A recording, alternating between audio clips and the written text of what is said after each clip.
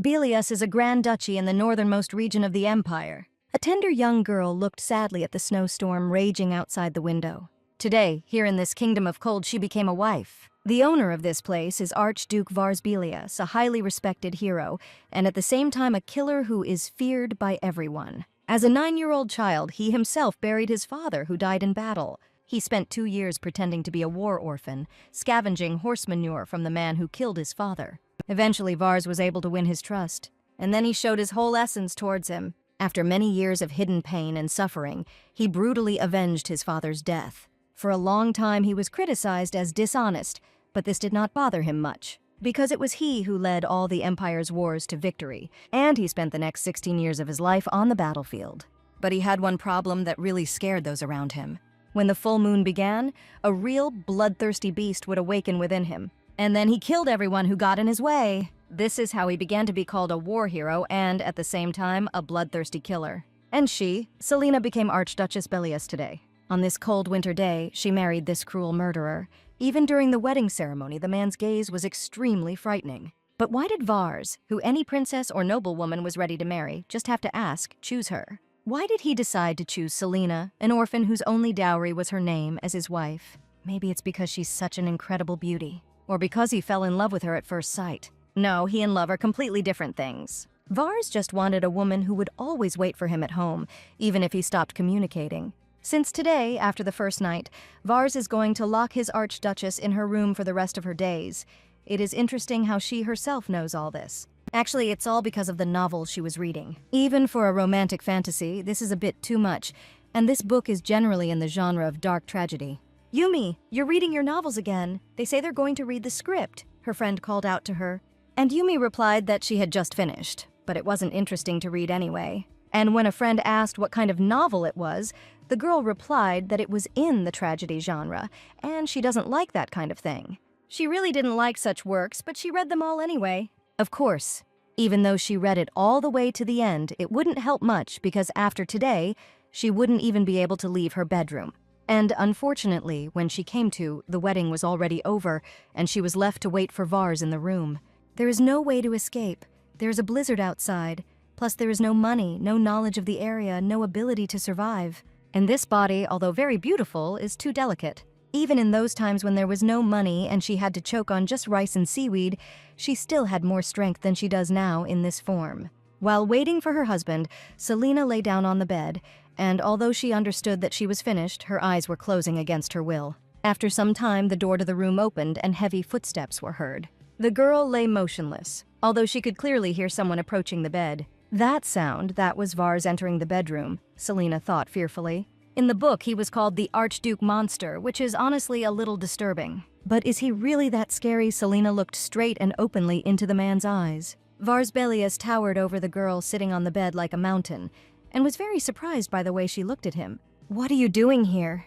He looked at her quite angrily, clearly not expecting to see. "Sorry, I just closed my eyes for a moment," Selena said apologetically, and thought that he didn't look like such a monster. And embarrassed, she promised to move over so that he could also lie down in bed. Vars's expression did not change.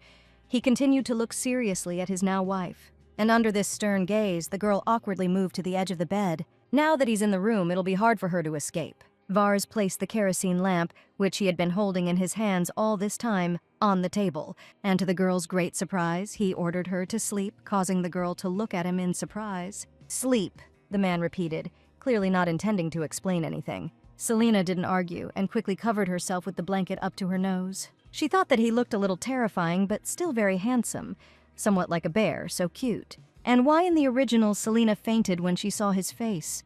With such thoughts, the girl fell asleep. Vars did not take his eyes off his new wife. Having settled down quite comfortably in their shared bed, the girl slept peacefully despite his presence.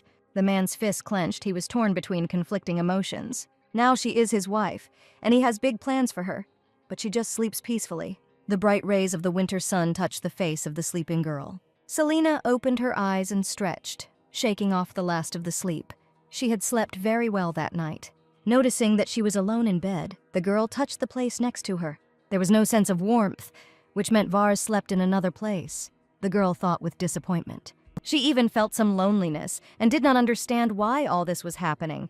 why it was necessary to sleep separately. It was only after the girl got out of bed and walked around the room that she noticed that she was not alone in the room.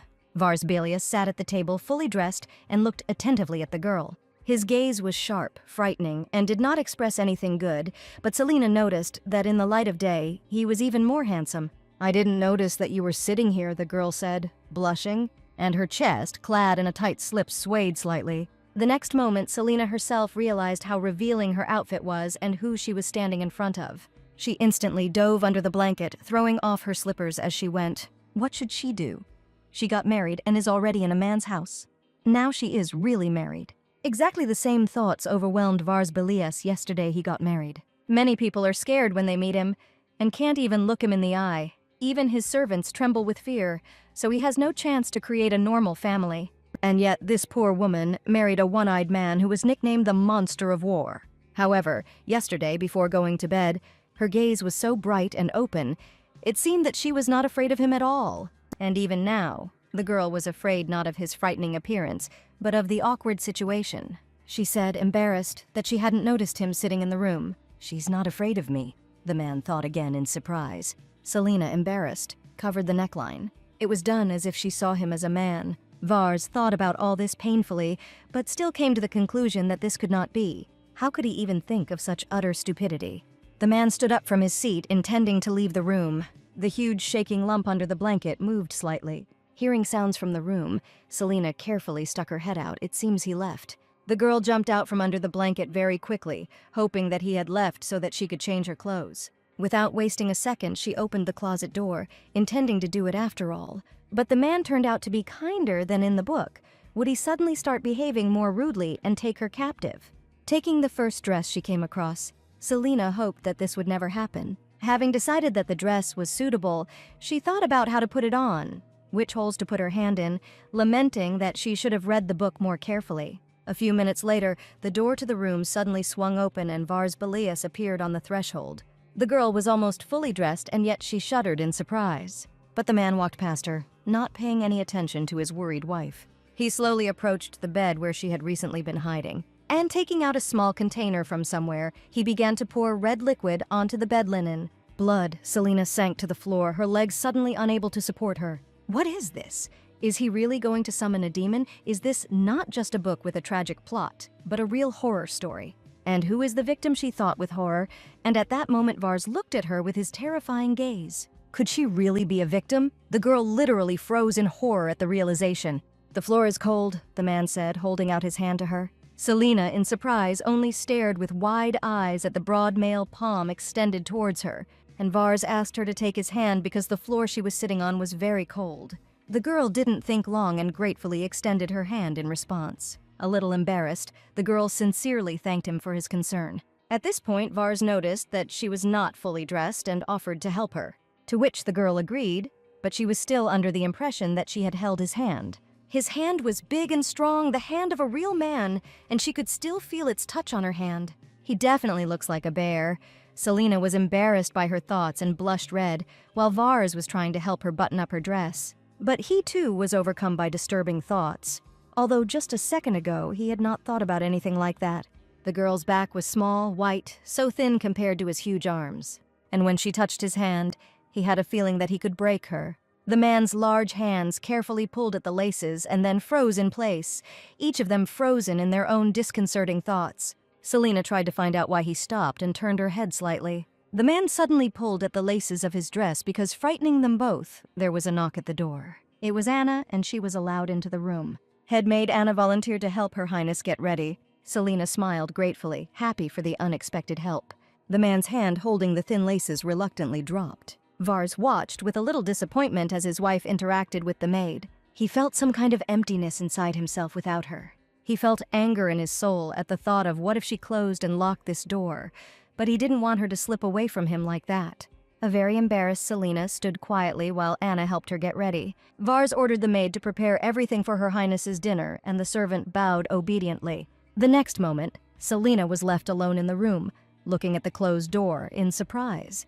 The girl still feels like there is a smell of blood in the air. That's why she decided to air out the room by opening the window to the street. Selina's room was quite high up, and her window offered an excellent view of the nearby village. The cold winter air was seeping inside, but it didn't bother her much. Everything had been just fine for her until last night. But in the original, Celine collapsed before her wedding night and was imprisoned.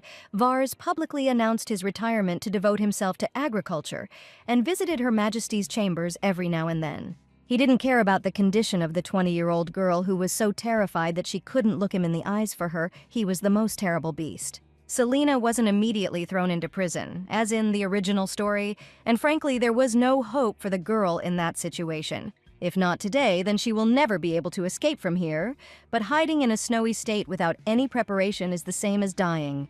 "I'm coming in." Vars knocked delicately on the door of his wife's room, but no one answered him, and besides, he felt a breath of winter wind. Then the man hurriedly opened the doors, fearing to see only an empty room. The girl simply sat on a chair in front of the open window, not paying attention to the blowing wind. Isn't she cold, the man wondered. He heard that she came from a warm region in the southwest of the country. Or maybe she likes the cool weather, it occurred to him. The girl heard someone enter the room and turned around in surprise. For a moment, she simply looked at Archduke Vars Belius as he approached her. It even became somehow sad that she was scared just by looking into his eyes. The man's face was like an actor's, and his charm was completely to her taste. And Vars remembered that there was no fear in the girl's eyes after all. "And I noticed that she missed lunch. Wasn't she hungry?" Selena almost laughed. The whole situation was reminiscent of a lion communicating with a little bunny when the big and scary lion tries to feed the baby. But still, laughter broke through the girl's closed lips, and Vars noticed it. He was shocked that she seemed to enjoy being asked if she was hungry. At this point, it is worth stopping and listening to the maid Anna on behalf of His Highness. His Highness had never had any dealings with women, as he had been on the battlefield since his youth, and had only attended a few receptions of the imperial family.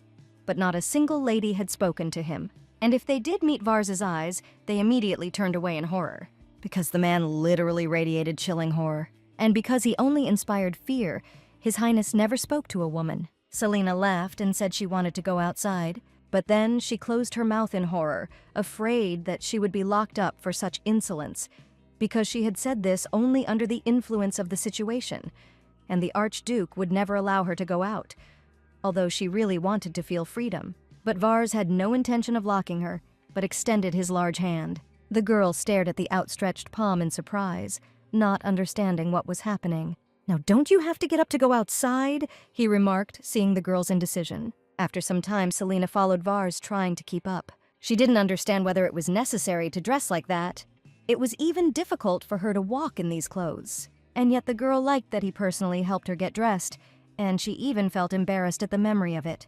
At that moment, the Archduke stopped and looked at her meaningfully. Selena took this as a hint that she was slow and should go faster. But the man only offered her his elbow for support. The girl stared at the man's strong hand and said nothing. Finally, she realized that he was offering her to take his arm, or maybe he just accidentally bent his arm that way, and she accidentally noticed.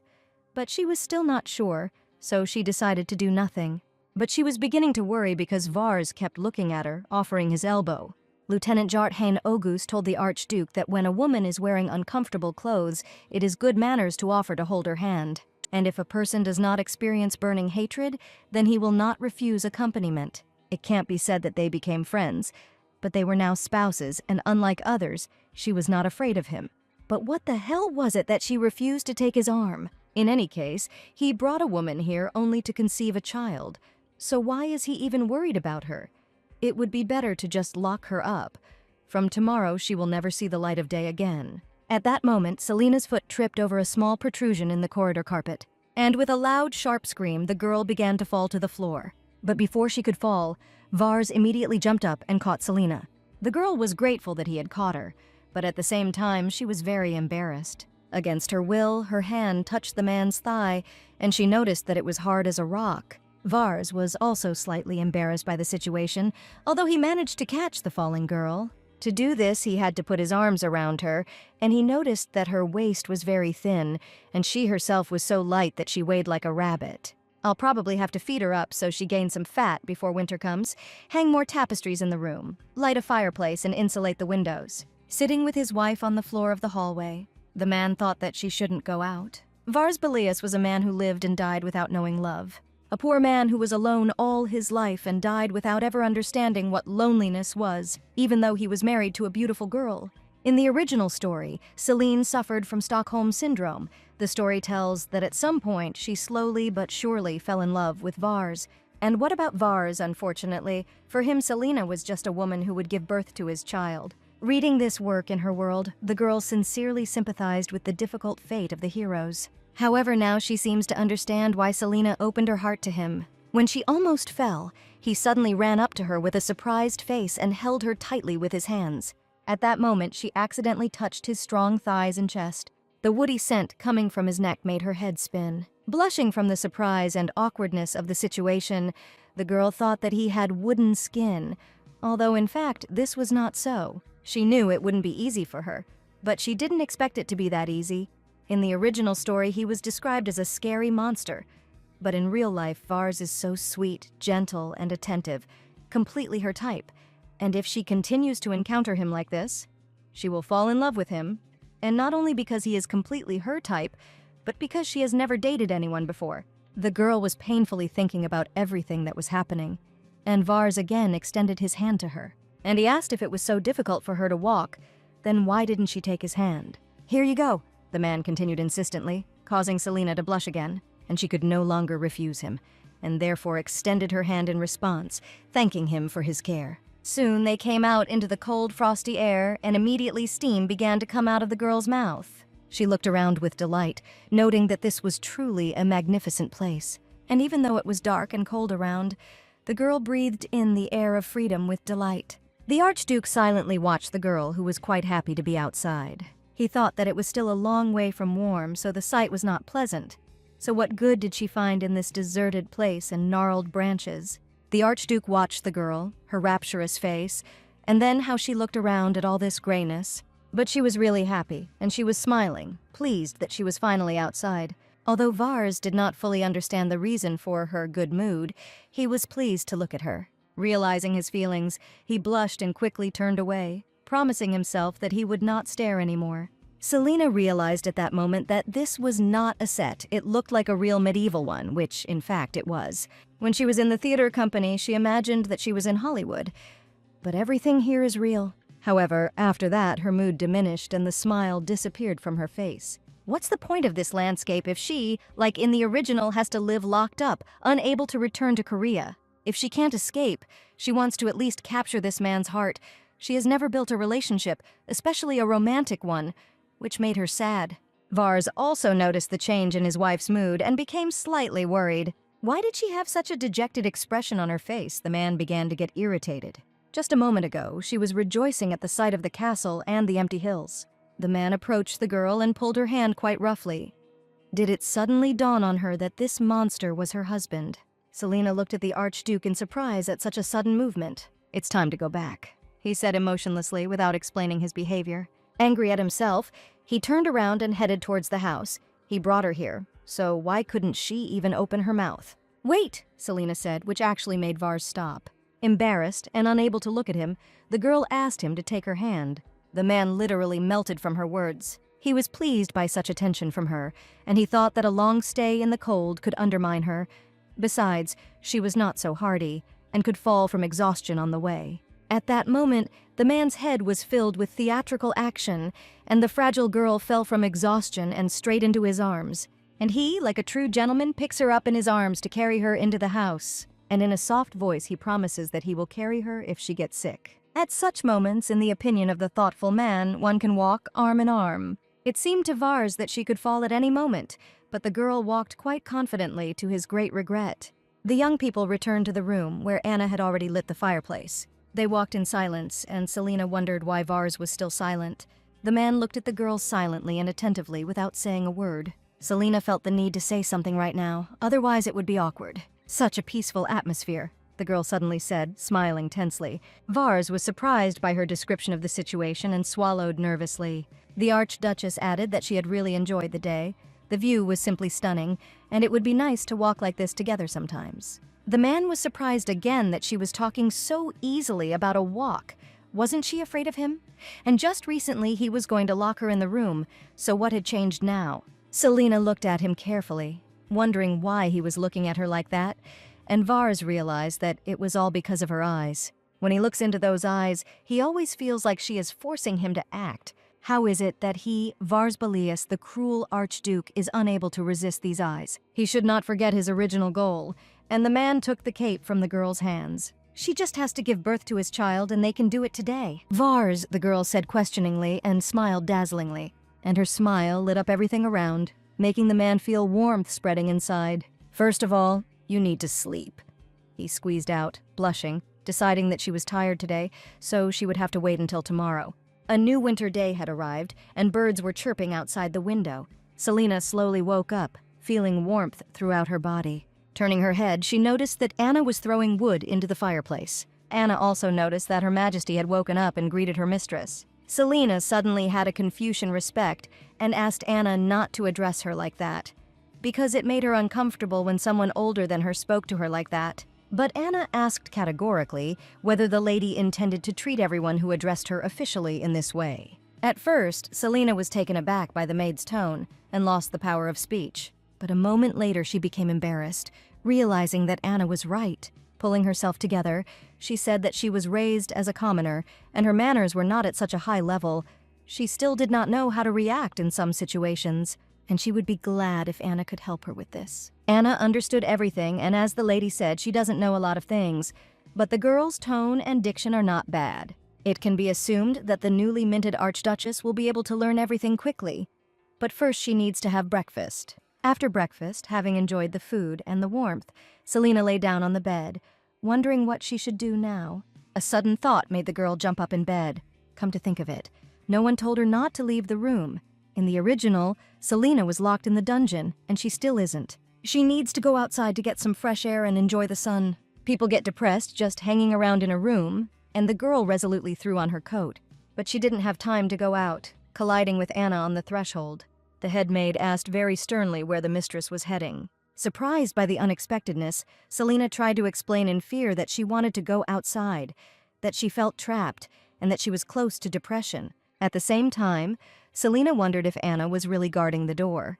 But then she noticed a cart with food behind her and realized that it was lunch. The maid asked if the lady would like to have lunch, but the girl wondered if it would be difficult to carry all this outside. Anna was surprised that the Duchess was going for a walk, because she had gone out for food, so why should the lady go out? But she added out loud that there was one table near the corridor, and if the lady had lunch there, she might feel the atmosphere of a picnic, which made Selena very happy, and she wanted to go there as soon as possible.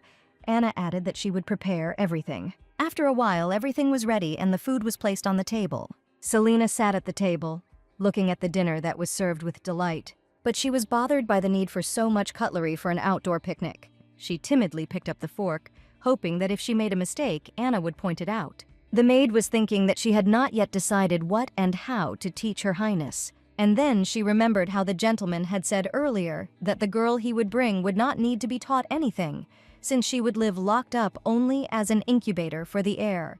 But judging by yesterday and today, everything is completely different. Earlier, while cleaning the bed after the master's wedding night, Anna noticed blood on the sheet and immediately realized that it was animal blood. She is the only one who knows the difference between human and animal blood besides the master, and this blood was probably meant to be shown to the maids in the outer palace. In order to prevent rumors from spreading about the wedding night not being spent, the gentleman performed such a magnanimous act. Could this man, the famous cruel Archduke, have committed such a noble act? Has he suddenly gone crazy, Anna thought. It is clear, however, that the Archduchess had a significant influence on his behavior. Perhaps Her Majesty will be a ray of hope for the North.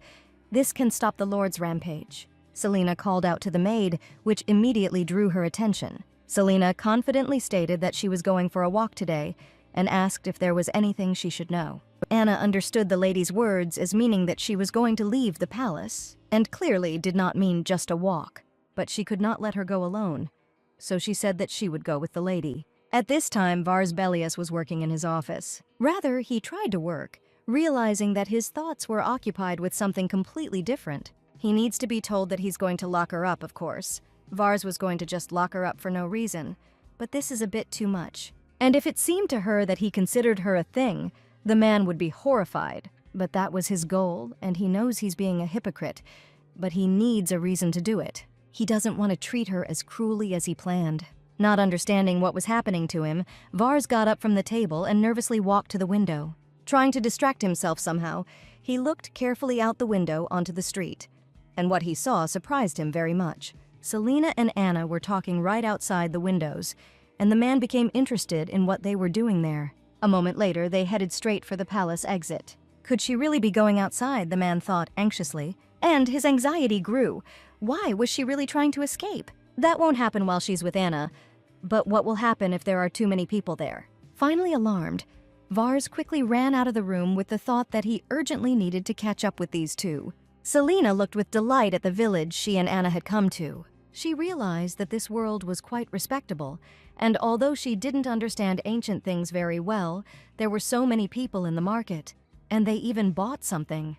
She felt as if she was on a journey and was in such an unusual place for the first time. But the reality here is not like what she read. Unlike the original, Vars was quite friendly. And yesterday too, when he offered her his helping hand. The memories of yesterday made the girl blush again and plunge into delight. She, of course, does not know for sure, because she has never had a relationship, but that moment was similar to the relationship of couples.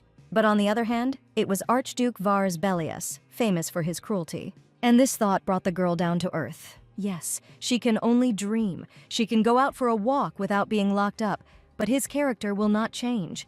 And yet she wants to get along with Vars. He is her ideal type.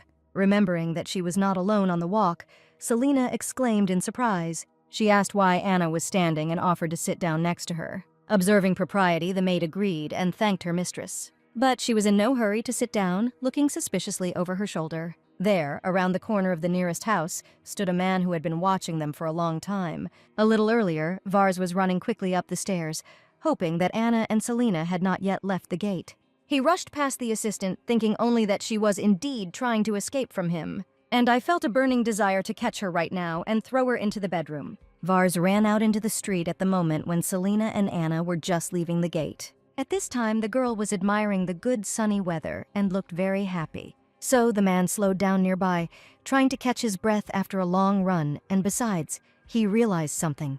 Selena is an ordinary person who does not have developed intuition. She cannot hide from the supervision of Anna, who was awarded the title of Knight of the Empire. So why the hell is he so worried, Vars asked himself mentally. Well, from this distance he would be able to reach her if something happened, the Archduke thought, while gesturing for Anna to continue on her way. The Nightmaid's gaze indicated that she had accepted her master's task. The entire time that Selena was walking around the village with her escort, Vars followed her, arousing the suspicions of the locals. He thought that if the girl tried to escape, he would catch her and tie her up. He needed a good reason to lock her up, and here it was. If only something else had turned up, the Archduke thought, watching as the girls sat down by the fountain. And they sat there for a long time, and nothing disturbed the awkward silence between them. The man, who continued to simply watch Selena, was surprised that she didn't get tired of just sitting in one place. And why did she go out if she wasn't going to do anything? Did she really just want to scout out the situation? Vars wondered if maybe he should just leave here. Today, for no apparent reason, he dumped all the work on Jart, and he even regrets it a little. Thinking like this, Vars Bellius moved after the girls, thus no longer hiding behind the house. The locals immediately saw him and recognized their master, greeting him. However, although they behaved respectfully, their hands trembled slightly from fear. Vars looked down on them and then turned away. He knew what they were thinking. Their master is a murderer, worse than the devil himself. Even if they feel safe, they get scared when they see him in front of them. In any case, it is important for him now not to lose sight of Selena. The girl smiled happily, pleased with their little walk. A barely noticeable smile also appeared on the Archduke's face. Yes, now only that was important to him and nothing else. Oh, how fresh. I took a walk and took a bath. All that's left is to have dinner. The girl wiped her damp hair, humming cheerfully. And when there was a knock on the door, she, without hesitation, allowed them to enter. And only then did she think that she needed to wear a dress. But the door had already opened and Vars stepped into the room, seeing before him an almost naked girl, wrapped only in a towel. The girl screamed loudly in surprise, trying to cover herself with a second towel, and the man froze in place, impressed by the sight he saw. But the next moment, he realized he had to take a step back and slam the door. Nervously leaning his head against the door, he thought that she had already washed herself, had dinner, and was now resting, since he had managed to do all of this himself and even prepared a gift for her. Repenting at the door, he thought that she didn't like him anyway, and now she also hated him. What a shame. Anna, who had brought dinner to the lady, was watching this whole scene with the door and asked the gentleman in surprise what had happened. Selina at this time fell to the floor, exhausted. She was almost going crazy naturally. She thought it was Anna. What will happen to her now? Because Vars might not like her behavior, even though he knows that she scares people, and then he will easily throw her in prison. Crawling on the floor in frustration, the girl begged the universe to give her another chance. A hem came from behind her, and she realized with fright that she was not alone in the room again. Someone's carrying hands threw a warm cape over the girl's shoulders. "You'll freeze." Vars decided to take care of his upset wife. The girl looked at him with wide, clear eyes. She was pleased by his concern. Embarrassed and looking down, Selina thanked the Archduke for his kindness. "Kindness, I'm the kind one." Vars almost choked with indignation, but he still decided that there was nothing wrong with it. And, pulling himself together, he ceremoniously replied that there was nothing to thank for, and he added that he would be outside so she could call him as soon as she changed. Since he wants to have dinner together. At these words, Selina almost choked from shock. This is the first time they will have dinner together. I don't think this happened in the original. Or is he waiting for her to make a mistake? The girl absent-mindedly cut meat on her plate. Looking at her, Vars was overcome with bad thoughts, and darkness literally emanated from the man. Selina raised her beautiful eyes and looked questioningly at the Archduke. Her gentle smile made the man's heart try to jump out of his chest, and a pleasant warmth spread throughout his body. But dark thoughts did not leave him, and Vars, in a fit of anger, squeezed the fork in his hand with force. What's wrong with this girl? No one dared to do this. How could she touch his body so casually?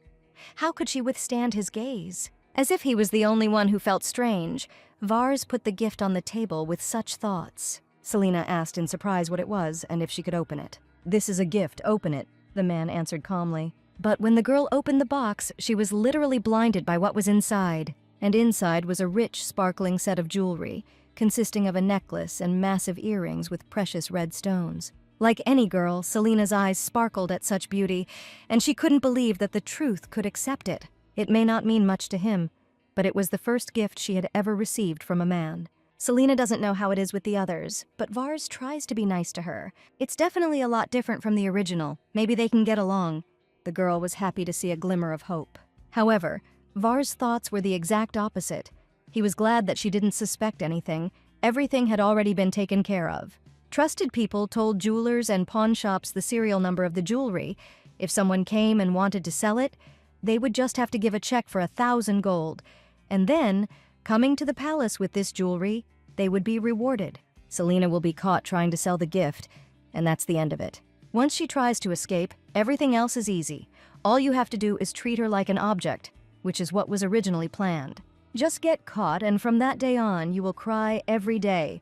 Such were the thoughts of Vars Belius, who had planned everything carefully.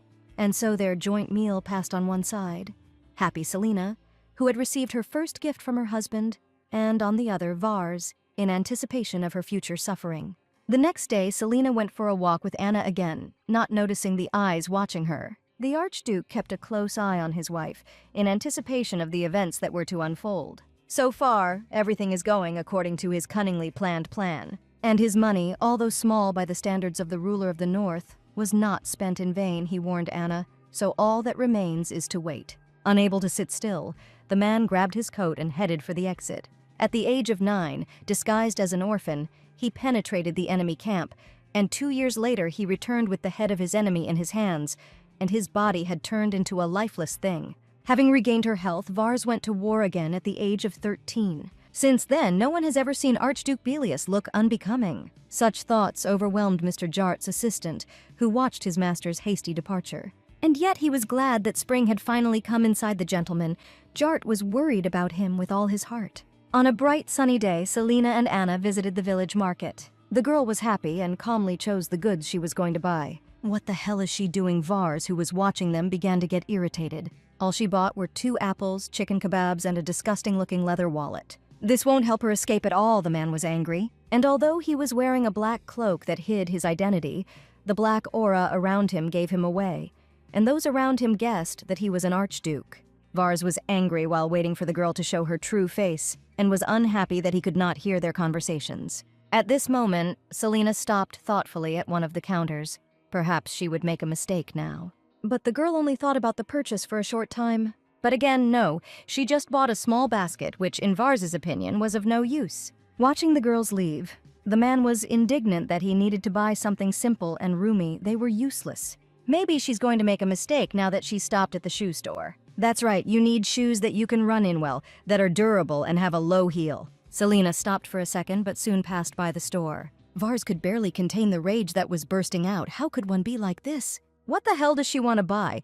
And if so, why did she leave as soon as she smelled the money? Why was all that worried Vars at that moment, while Selena and Anna were getting ready to enjoy the shashlik? The girl at that moment looked completely contented and happy, and just smiled sweetly. But Vars didn't understand how she could smile so radiantly. He never took his eyes off her for a moment, noticing everything she did. But he has no idea what she's laughing about now. A completely unsuspecting Selena chatted sweetly with Anna while enjoying the impromptu picnic. So what made her laugh? Vars Belias had absolutely no idea. "The chicken kebabs are so delicious!" the girl enthused. She still had a lot of money left and the weather was so nice. In response to her thoughts, a strong cold wind immediately blew. And Selena shook from the cold, feeling as if pieces of ice were running across her skin. And it reminded her of what happened yesterday, when Vars threw a blanket over her. Then she felt real human warmth. When she took his hand, it was so strong that it supported his entire weight. And when the girl thinks about this, she continues to smile to herself. In this world, Vars Belias's loneliness was destined to be. But she was also very lonely when she was Yumi. No one cared about her. There must be a reason why the two of them met and became spouses. Why does she think that everything will be fine for them? No, she wants everything to be fine. Soon everyone returned to the palace. As he headed to his wife's room with the gift, Vars thought that he would feel uneasy if she was again in negligee like yesterday, so he decided not to rush into the room. It's not that he wouldn't like it if it happened again. In the hallway, the man looked thoughtfully at the box in his hands. At that moment, the door to Selena's room quietly opened and, looking around, the girl left the room. She quietly closed the door behind her, trying to make sure no one heard her. Was this really an escape? Vars had an unpleasant thought, but he was somewhat prepared for it. Hiding behind the turns and objects in the corridor, the man quietly followed the girl. Selena, who had been walking forward calmly and even somehow joyfully, stopped for a moment. The girl timidly touched her hair falling over her eyes, as if she was preening herself before an important meeting. And while Selena was gathering strength to do what she had planned, Vars jealously watched her behavior, who she was showing off in front of, and whose room this was anyway. The next moment, the man realized that this was his room and Selena was heading to meet him. Sensing some panic, Vars rushed about in different directions, not understanding what to do. Then a door at the opposite end of the corridor caught my eye. It was Selena's own bedroom. For a while, he considered whether he should go to that particular room. But he still decided that no, he couldn't go in there without permission, and he headed towards the balcony, which had an exit from the corridor. Without thinking, he opened the window and jumped from the balcony. Grabbing a branch of a tree growing near the house, the man easily jumped onto the neighboring balcony and entered his own room. Having caught his breath and placed the box he had been holding in his hands on the table, he exhaled with relief. Adjusting his clothes and bringing his breathing back to normal, Vars carefully approached the door of his room. He opened it wide as if he was going to go out, quite frightening Selena with his unexpected action. Without any shortness of breath, and as if it should be so, he invited the girl to pass. "Okay," was all Selena could answer, surprised. She sat in front of the brightly burning fireplace, feeling a great sense of awkwardness. Vars stood against the wall, far enough away from her, and said nothing. Realizing that she had to do something, the girl patted the bench next to her invitingly, inviting her husband to sit down. He, of course, was a little embarrassed and froze, wondering what to do. But he still sat down on the bench, although not next to the girl, but on the opposite side from her. Then he simply moved closer to her, causing the girl to think that he looked like a teddy bear. In fact, her opinion of him changed. He was so sweet. She took some apples out of the basket she'd brought with her and suggested that they eat them together, as she had bought them that day, and they looked very tasty. She gave one apple to Vars and held hers in both hands. Without wasting any time, the girl bit into a red, juicy apple, surprising her husband with her behavior. Watching her, the man was once again convinced that she looked like a little rabbit. And following her example, he also tasted the apple. The girl laughed merrily. She found his behavior funny. But the Archduke himself did not understand what was funny about what she saw. Maybe he ate apples strangely. "Forgive me if my laughter offended you, that's not what I meant," and the girl showed him her apple. The apple she held in her hands had only a tiny bite left, while Vars's apple was almost half-eaten. Selena was simply amazed that one could bite off so much in one go, and how different it was from her bite. Confused, Vars thought that everything about her was small: her bite, her height, her face, and her hands too. And something else. At these thoughts, the man blushed, realizing that they were too frank. Unable to bear the embarrassment any longer, he suddenly straightened up to his full height, surprising the girl. "I have prepared a gift," he said stiffly, and headed off to the side. In the box prepared by Vars were neat new shoes, and Selena was delighted with their appearance, wanting to try them on right away. But after a few moments, the girl remembered that she was wearing a thick, heavy skirt, which was quite difficult to put on. Understanding what the problem was, Vars knelt down in front of her and offered to help. Carefully lifting her skirts and taking the girl's leg in his hands, he began changing her shoes. She really did have such a small foot. Vars was embarrassed. Selena also felt embarrassed because the man's hand was much larger than her leg. Soon the deed was done, and the girl had new shoes on her feet. Then Vars raised his gaze to her. "Thank you. I like it very much," Selena replied contentedly. She lifted her leg, examining it from all sides, and asked Vars if she was coming too. The girl was absolutely sincere in her emotions, but the man did not understand what was wrong with her. For some reason, it seemed to him that he was going crazy, although she was just laughing. "Come to your senses." He tried to reason with himself, but was unable to contain the embarrassment that was rising. Now that she had comfortable shoes, she would definitely escape, Vars was sure. But to run away from the cold north without any connections, does she really hate him so much that she is ready to die? She smiles so warmly but is about to run away. Selena decided to return to the previous activity and suggested finishing the apples. Vars was unable to refuse her and immediately agreed. He sat down next to the girl again, a little away from her. Then Selena herself moved closer to him, which really surprised Vars, and even scared him of what she wanted to do with him. And why does she smile so often when she looks at him? For some reason, this question hung in the air, making the man sit like a statue. Was she really going to spend the night here, Vars realized?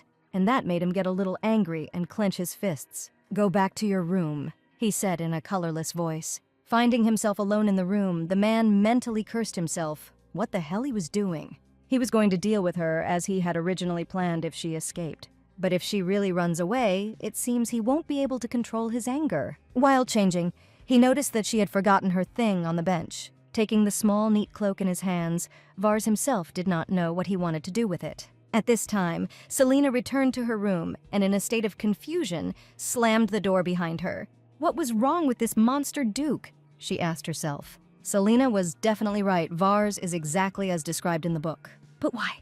Why the hell 3 nights have passed and the original story still hasn't started? Yes, at first she liked it, because he seemed to be paying attention to her and hadn't locked her in a dungeon yet. But after a day or two, she became more and more anxious. If nothing happens, then something is wrong, she concluded logically. In the book, Selena's personality was not properly revealed. It seemed that she was an empty shell. It dawned on the girl. Maybe Selena in the original was as beautiful as the main character of a romantic comedy, and not as timid as her.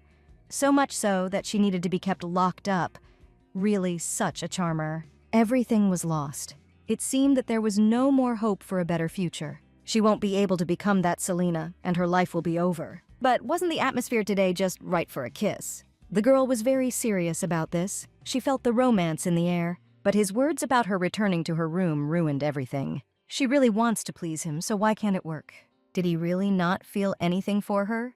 Was she the only one who wanted to hug, kiss, and hold hands? She doesn't understand anything because she's never had a boyfriend. The upset girl suddenly looked at her feet, shod in new shoes. She is happy with the gift, but in Korea it is believed that if you give your loved one shoes, he will run away. Does such a gift mean the same thing here? It seems that she is not suitable for him, and he, thus, tells her to leave herself. The new day that came was the same as all the previous ones, cold and frosty. Jart burst into the master's room with urgent news a young man had shown up last night, and he noticed that Archduke Vars Belius was already sitting in his chair in a gloomy mood. After catching his breath, the assistant reported that the young man was from the village of Kimmelin in the southwest, and he claims that he came here in search of his missing fiancée named Selena. They were unable to get married officially, but they promised each other to get married.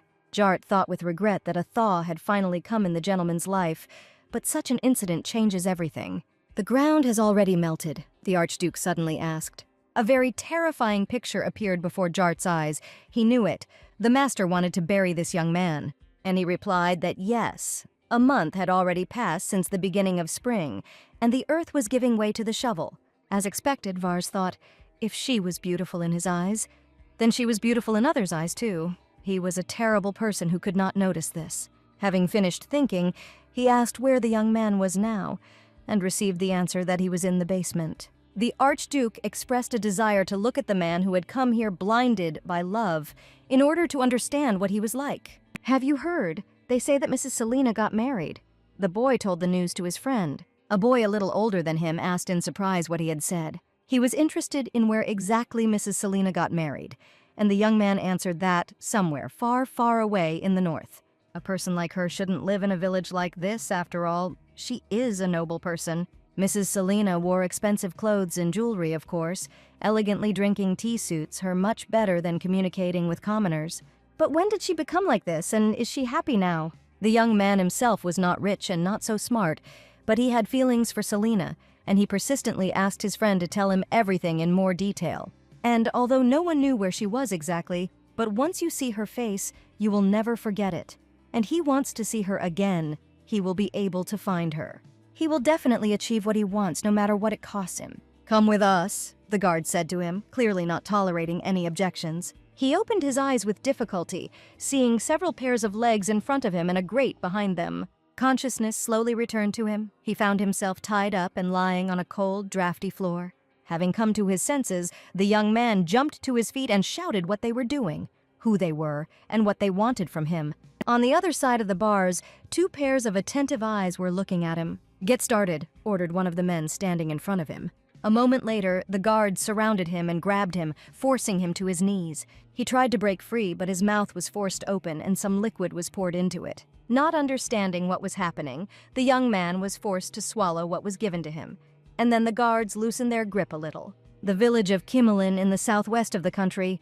You and a girl from there named Selina, there was something between you?" asked the chief. The young man felt his consciousness slipping away, as if clouded by some poison. Selina. Beautiful Selina, like a bright sunny vision, the girl appeared before him. He wants to live only for her. He swears that he will work all his life for the sake of their children. "Selina and I loved each other forever," he said in a hoarse voice. "We promised each other to stay together forever," he said, as if against his will, not noticing how the man in front of him was darkening. Jart followed the Archduke in silence. He thought it would be just a spring breeze, but it turned out to be a whole storm. "A bellanon is a poison that makes one lose their mind and speak only the truth. The one who takes it will speak the truth if he is not strong enough mentally to resist the poison. There aren't even any enemy prisoners to appease the master's bloodlust. The only way to keep him from going berserk is to keep a close eye on him. You can do it, come on, the young man encouraged himself. "Jart, let him go," the Archduke suddenly ordered, and his smile was frightening. The Archduke ordered the route to be made such that it came through a terrace next to the inner corridor. It was there that a table was prepared for Selina to have a small snack. The girl watched the flying butterflies with delight. They also felt the spring warmth and came out into the wild.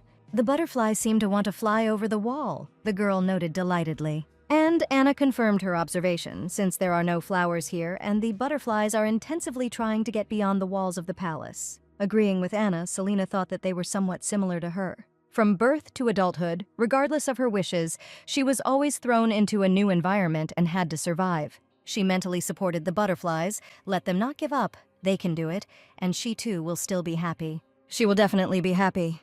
Selina turned around and saw Vars nearby. The man also noticed her gaze and was slightly taken aback by the way she looked at him. Perhaps it seemed to him that he pulled himself together and headed towards her. She really is an amazing girl, just look at her and time starts to fly by. Vars is sure that others feel the same when they see her. If she hadn't been sold by a man who wasn't even her father, she would have been able to spend time with her loved ones.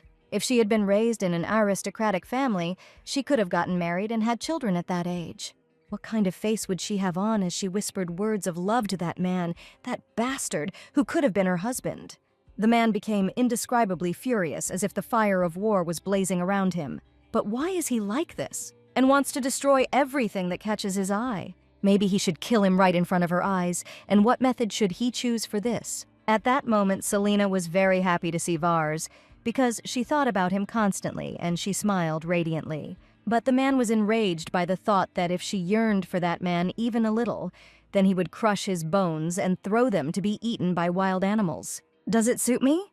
the girl asked, slightly lifting the hem of her dress and revealing her shoes. Just a second ago, Vars Belias's eyes were clouded with jealous rage. But when he saw the shoes on her feet, the fire in his soul seemed to be extinguished. "The shoes you bought for me," the girl added, blushing. The man realized that although he didn't understand fashion, even he thought that the dress and leather shoes didn't go together very well. But he still asked if she was comfortable, to which she replied that it had become much easier to walk and that they were also beautiful. Feeling a little malicious glee again, he thought that simply walking easily was not enough to escape from here as fast as he could.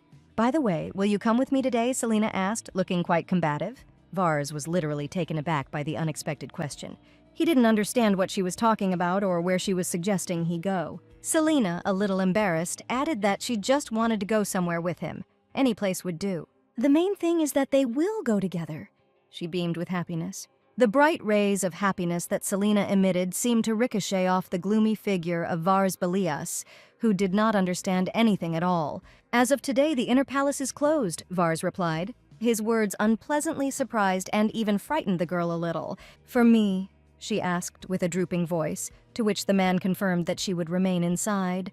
But without losing hope, Selena folded her hands in a pleading gesture and looked at her husband with wide eyes. Unable to bear it, Vars added that since there was a lot to do now, it needed to be closed. It would last about a week. And after that, he suggested going horseback riding together. The girl again thought that she would be locked up. But after his words, she relaxed a little and was even happy with his promise. The Duke, in turn, thought that perhaps today Selena would be mortally offended by him. But that's okay, because he's not going to share it with anyone else. And it will be better if she is empty, sad, and depressed because of him. Even if she has a small heart, he will not allow her to give it to someone else, especially for someone who is still alive. If she sees him die before her eyes, then everything will be over. Trying to change his thoughts, Vars thought that he needed to get some air. Before that, he thought she liked the stars, so maybe she should go to the Levelaberg forest. Lavella's night sky is known for how bright and beautiful it is. He's sure she'll love it. At that moment, some noise was heard from the palace, and the young people paid attention to it. A rather shabby-looking young man emerged from the far doors and stood there hesitantly. Selena thought that this man was digging the earth. He looked so unkempt, but only Vars, Jart, Anna, and she can enter the courtyard, so he was probably a servant. Deciding that it was none of her business, the girl turned to her husband and said that she did not know how to ride a horse. When the Archduke asked again if she really couldn't, Selena was a little embarrassed. Was it really that strange? Perhaps all the women here can ride horses, otherwise why would he ask? But she had never even sat on a horse. "Selena!" Suddenly a shrill scream was heard next to her, which scared the girl. The young man, whom she took for a servant, fell to his knees before her and shouted that he had come all this way to meet her. So why would she not even look at him? The frightened girl suddenly recoiled, and the thought flashed through her head that this was not a servant. Thoughts in his head began to work intensively. Maybe he appears in the book, but he doesn't remember reading about it. Maybe he's from the second part. The frightened, confused girl hid behind the Archduke's back, and the young man was horrified by her actions. Now she is a married woman, and she won't even approach him, won't hug him, but does she really not even want to say anything? He started to get angry. "How could you change your attitude so quickly? What a disgusting reaction." "Selena," he shouted again, turning to the girl, demanding her attention. But the frightened Selena, hiding behind Vars, whispered to him who this young man was. The Duke replied that he had heard that he was her lover, and they promised each other to always be together in her hometown. "What did we promise?" Selena exclaimed in surprise. A barely noticeable sly smile touched the Duke's lips. When she suddenly came behind him, he thought that she would hit him for this man, but he didn't care. It turns out she hid behind him because she was afraid of this guy. It seems she chose him. And to Vars's great joy, she feels nothing for this young man. "Take him," he signaled to the guard standing nearby. The young man was immediately seized and taken away from the masters. Watching this whole situation, the girl tiredly sank to the floor, realizing that something was wrong. If Vars knew about her past, organized their meeting with that person, then he wanted to see her reaction. Also, the closure of the inner palace, did he really show it to this man? If this is true, the girl's eyes filled with bitter tears. With her head down, sitting on her knees in front of her husband, Selina burst into tears. Varsbelius certainly didn't expect this from her. Squatting down next to her, he asked what had suddenly happened. "What does all this mean?" The girl proudly raised her head and looked at him with eyes full of tears. For the first time in his life, Varsbelius encountered women's tears, the cause of which was him. "You wanted to give me to this man?" the girl asked accusingly. The Duke replied that he had never even thought of such a thing. But the girl did not believe him, calling him a liar. In fact, it was a lie. He was going to kill him right in front of her. But out loud, Vars answered that, in fact, the young man wanted to see her face. And since he and Selina had something in the past, he decided to allow it. Having said this, the Duke looked at his wife and was shocked by what he saw. Selina, although she was sitting on her knees in front of him and her eyes were clouded with tears, but her whole appearance was very proud and combative. "You're going to do this to everyone who wants to look at me, maybe paint a huge portrait and hang it on the gate," she said in a breaking voice. The Archduke tried to say that this young man was her lover in the past, but Selina interrupted. Did he really just believe it and call him here to meet her, a man she doesn't even know? In fact, what Vars said next, he didn't intend to tell her, but there was no way out. "They gave him poison to drink," he said, looking into the girl's eyes. "There is a liquid that, after drinking, makes a person unable to lie. Therefore, he is inclined to trust the words of that young man." "There's so much here," Selina thought devastatedly. "After all, this is a fantasy world." If this man is the real Selina's soulmate, then it doesn't make any difference to him if she meets her ex. The girl, upset, clutched the hem of her dress in her hands, feeling more and more tears welling up. Was she really that indifferent to him? And Vars didn't understand why she didn't stop crying if it continued like this. It would affect her health. He felt sorry for her, and somehow uneasy. When it was all over, the Archduke downed glass after glass of wine, trying to drown out the unpleasant feelings. Having drunk another glass, he put it down on the table with force, causing it to jingle pitifully. Jart, who was next to the gentleman, noticed that he had drunk a lot. However, the gentleman did not stop, and the assistant worriedly thought that he was the stupidest of fools, who did not even understand that he secretly liked Her Highness. For several days now, he has not paid attention to the frantic noise coming from the mistress's room. What man in this world would allow the girl he likes to meet her ex-lover? Sometimes he sits without making a sound. Sometimes he can't find a place for himself. Why does he think only in negative and cruel terms?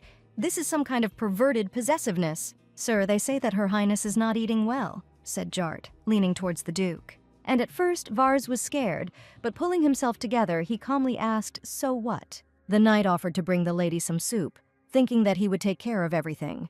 "What am I, your servant?" The Archduke was indignant. But in the end, he accepted the servant's offer and now stood with a tray in his hands in front of the door to Selina's rooms.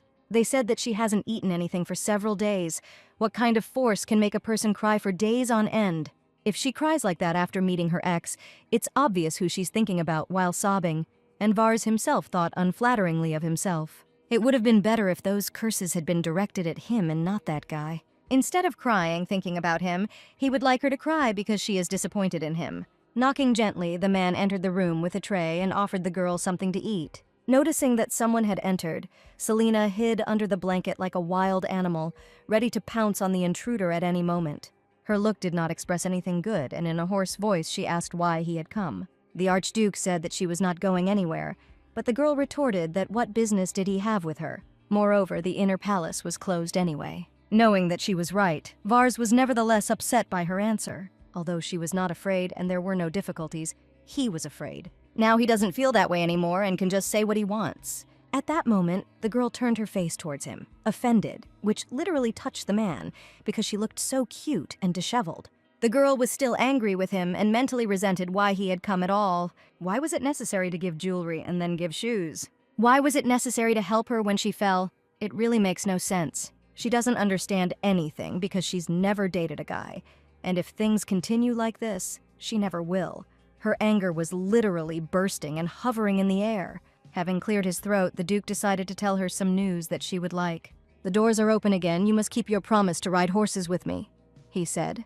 The girl instantly calmed down and asked when he wanted to go. Her mood changed so quickly that both she and the Duke simply looked at each other in silence for a moment. "Right now," the man finally answered, breaking the silence first. And his answer left the girl stunned. However, it didn't take long to persuade her, and within an hour Selina was ready for the planned horseback ride. She arrived at the stable first, which made her a little angry. How could this even happen? She cried so much, why didn't he ever ask if everything was okay? She didn't expect it, but is it really that hard to wipe away at least one tear? Noticing Vars in front of her, she became angry again because he did absolutely nothing. Vars, who was examining the horses, noticed Selena approaching him. In his eyes, she was beautiful. And even though it was obvious that she was angry, she still looked cute. In fact, Vars didn't even suspect that she was angry. He only thought that these clothes suited her too. Feeling joy, Vars prepared for the trip while Selena was still angry, and Jart, who was passing by between them, did not understand what was happening. However, this whole situation was very tiring for the assistant knight. Camlin is a small town, so there are no roads suitable for horse riding. Selena said she can't ride a horse, so that's not suitable either. And how she had fun in her village, probably everyone there went hunting with a bow or rode horses. All that was required of her was to give birth to a child, and so he did not look into her past. She came here, although he knew nothing about her. He thought that everything would be fine. And if they had known about her past, Jart would never have brought someone like her. Well, thank God they didn't know anything, thought Vars, leading the horse by the bridle. While leading the horses, the man turned to Selena and invited her to mount the white horse. But the girl noticed that the white horse already had a large load on its back, and if she sat down, it would be very difficult for her. These words made Vars laugh very much, and he laughed heartily. Then he told the girl not to worry. This horse could be ridden by 5 like her. She weighed less than a bun, and in Vars' eyes she looked like a little scared rabbit. What a shame, thought the girl. There are many more horses than she thought. And now Selena doubted whether she would be able to ride it, because if she fell off the horse, she could die. She felt uneasy saying that in case he got angry, but Selena decided that he definitely couldn't. I can't go. She lowered her head and gently touched Vars' clothes. The man didn't understand. He thought she was joking. But fear increasingly overcame the girl, and she assured him that she was telling the truth and could not ride a horse. Then Vars suggested learning horse riding and going on a horse ride next time, or she can ride with him on the same horse today. Hearing these words, the girl's thoughts began to race on the same horse means sitting next to him, but she might misunderstand. If he turns on the green light like that, why is everything like this at such important moments? Could this really be the sign, but isn't it too much? Pulling herself together, Selena added that if everything was ready, then they should do it exactly like this, surprising everyone with her determination. Soon, they both came to Archduke Belias's horse. Selena put her foot in the stirrup to climb onto the tall horse. And the next moment, Vars, with one easy movement, lifted the girl and seated her in the saddle. He also ordered her to hold the reins tightly and put both feet in the stirrups, which the girl readily did. Vars himself jumped into the saddle behind her, pressing himself slightly against her back. "Let's go," he added, trying not to press too close. But he still had to stretch his arms forward to take the reins, thereby surrounding the girl from all sides. For some reason, Selena wasn't worried, but on the contrary, she began to calm down. Wars is the strongest protagonist in this world, and she ends up being the main heroine. She was furious, but now she doesn't care anymore. The man, however, did not feel as calm as she did. In fact, they were in big trouble because he couldn't think about the fact that she was sitting right in front of him, so close that he can smell her and touch her hair. The scent coming from the girl was so sweet, and Vars wondered how she could be so cute from behind, how the back could be so cute at all. But what worries him most is that both he and Selena are now wearing riding pants, with only 2 thin pieces of fabric between them. Their bodies were so close to each other at the hips that it made the man blush, and he had a hard time holding back. The heavy bags flew into the carriage with a crash. Anna asked Jart if they were preparing the carriage for the trip and received an affirmative answer. The gentleman asked his assistant to prepare and drive the carriage to Levelleberg. She thought about it and asked again when, to which she received an answer in the evening. "You really are planning to leave in the evening. You are completely out of your mind." She looked reproachfully at Jart. The young man recoiled in surprise, as if he had done everything right. The maid only sighed wearily, surprised by the knight's lack of forethought. "Leave at midnight and arrive around dawn," she said categorically. And despite Jart's indignation, she added that it would be better for everyone. That's why he still hasn't married, Anna finally realized. Jart remained standing with his mouth open, not understanding what to do. The gentleman ordered to arrive by evening, but Anna insisted that the carriage should be there only by dawn, and what should he do? After some thought, he decided that Anna was quite capable of taking his head if he disobeyed her. And mentally asking his master for forgiveness, the knight decided to do as the maid said. It really should be better. A bright, warm fire was burning in the cool evening forest. Selena was cold, and Vars suggested that she move closer, and he himself moved closer to the girl.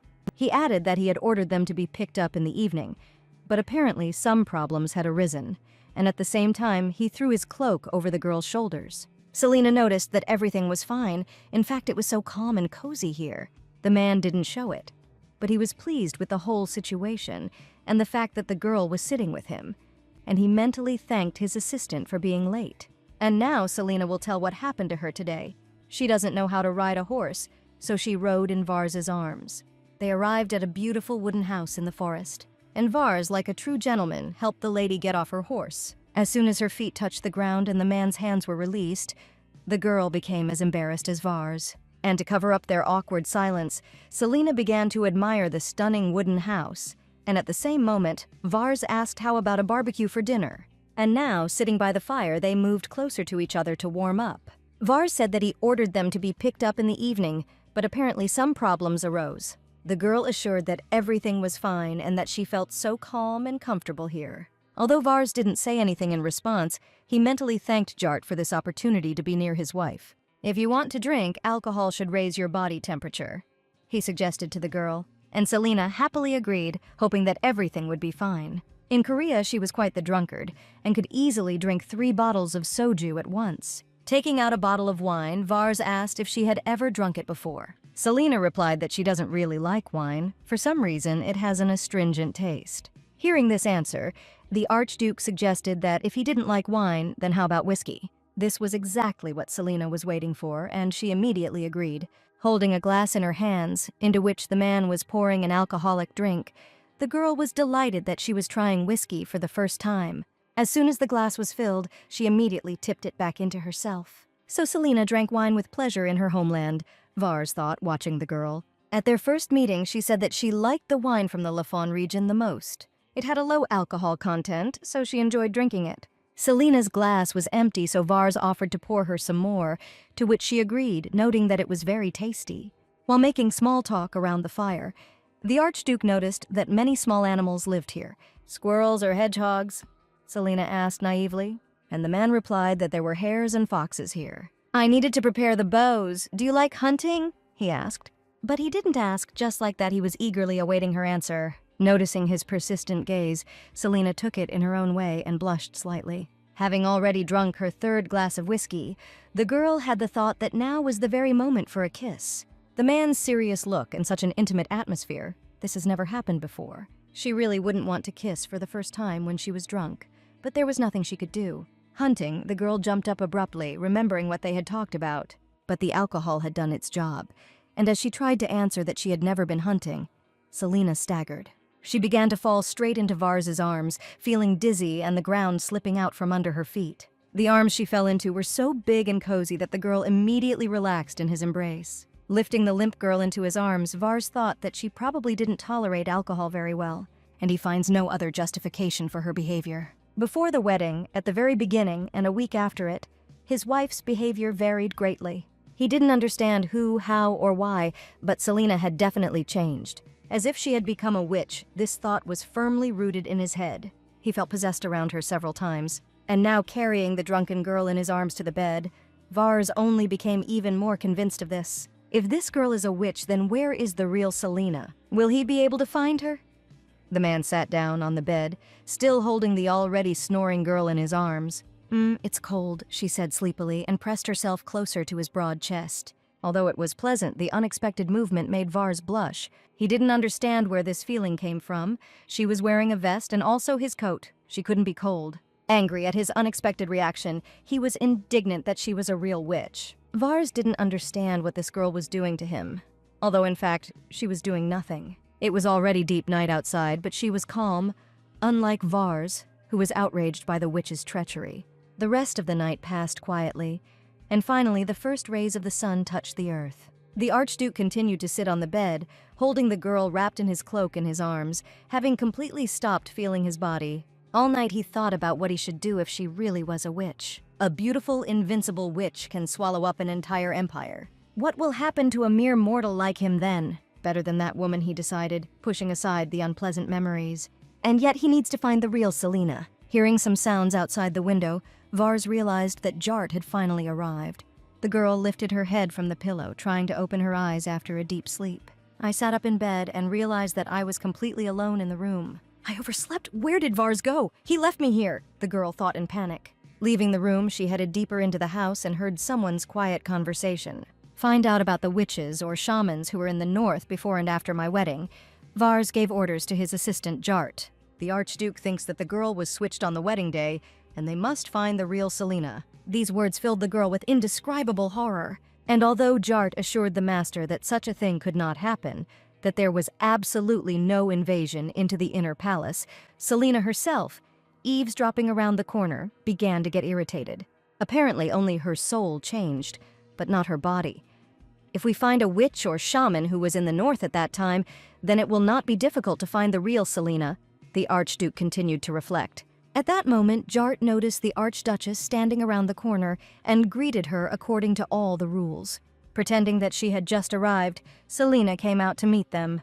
Vars introduced the young man as Viscount Jart Hain Ogus, adding that they would see each other often, and Jart himself replied that he was pleased to meet them. "Nice to meet you, I hope we get along," Selena replied politely.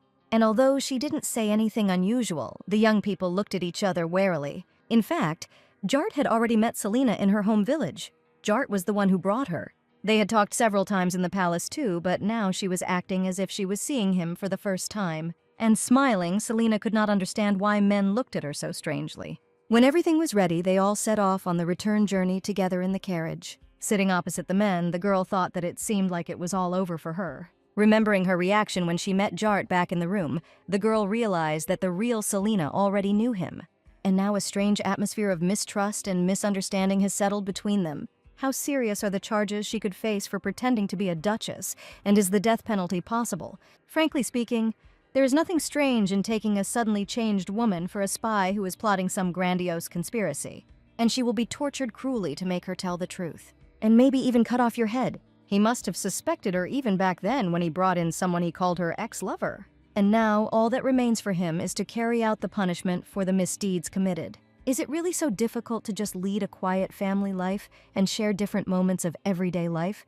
The girl cried mentally. No. Even if you find yourself in a tiger's den, you can come out alive and unharmed, she decided. So we need to think about how she should behave.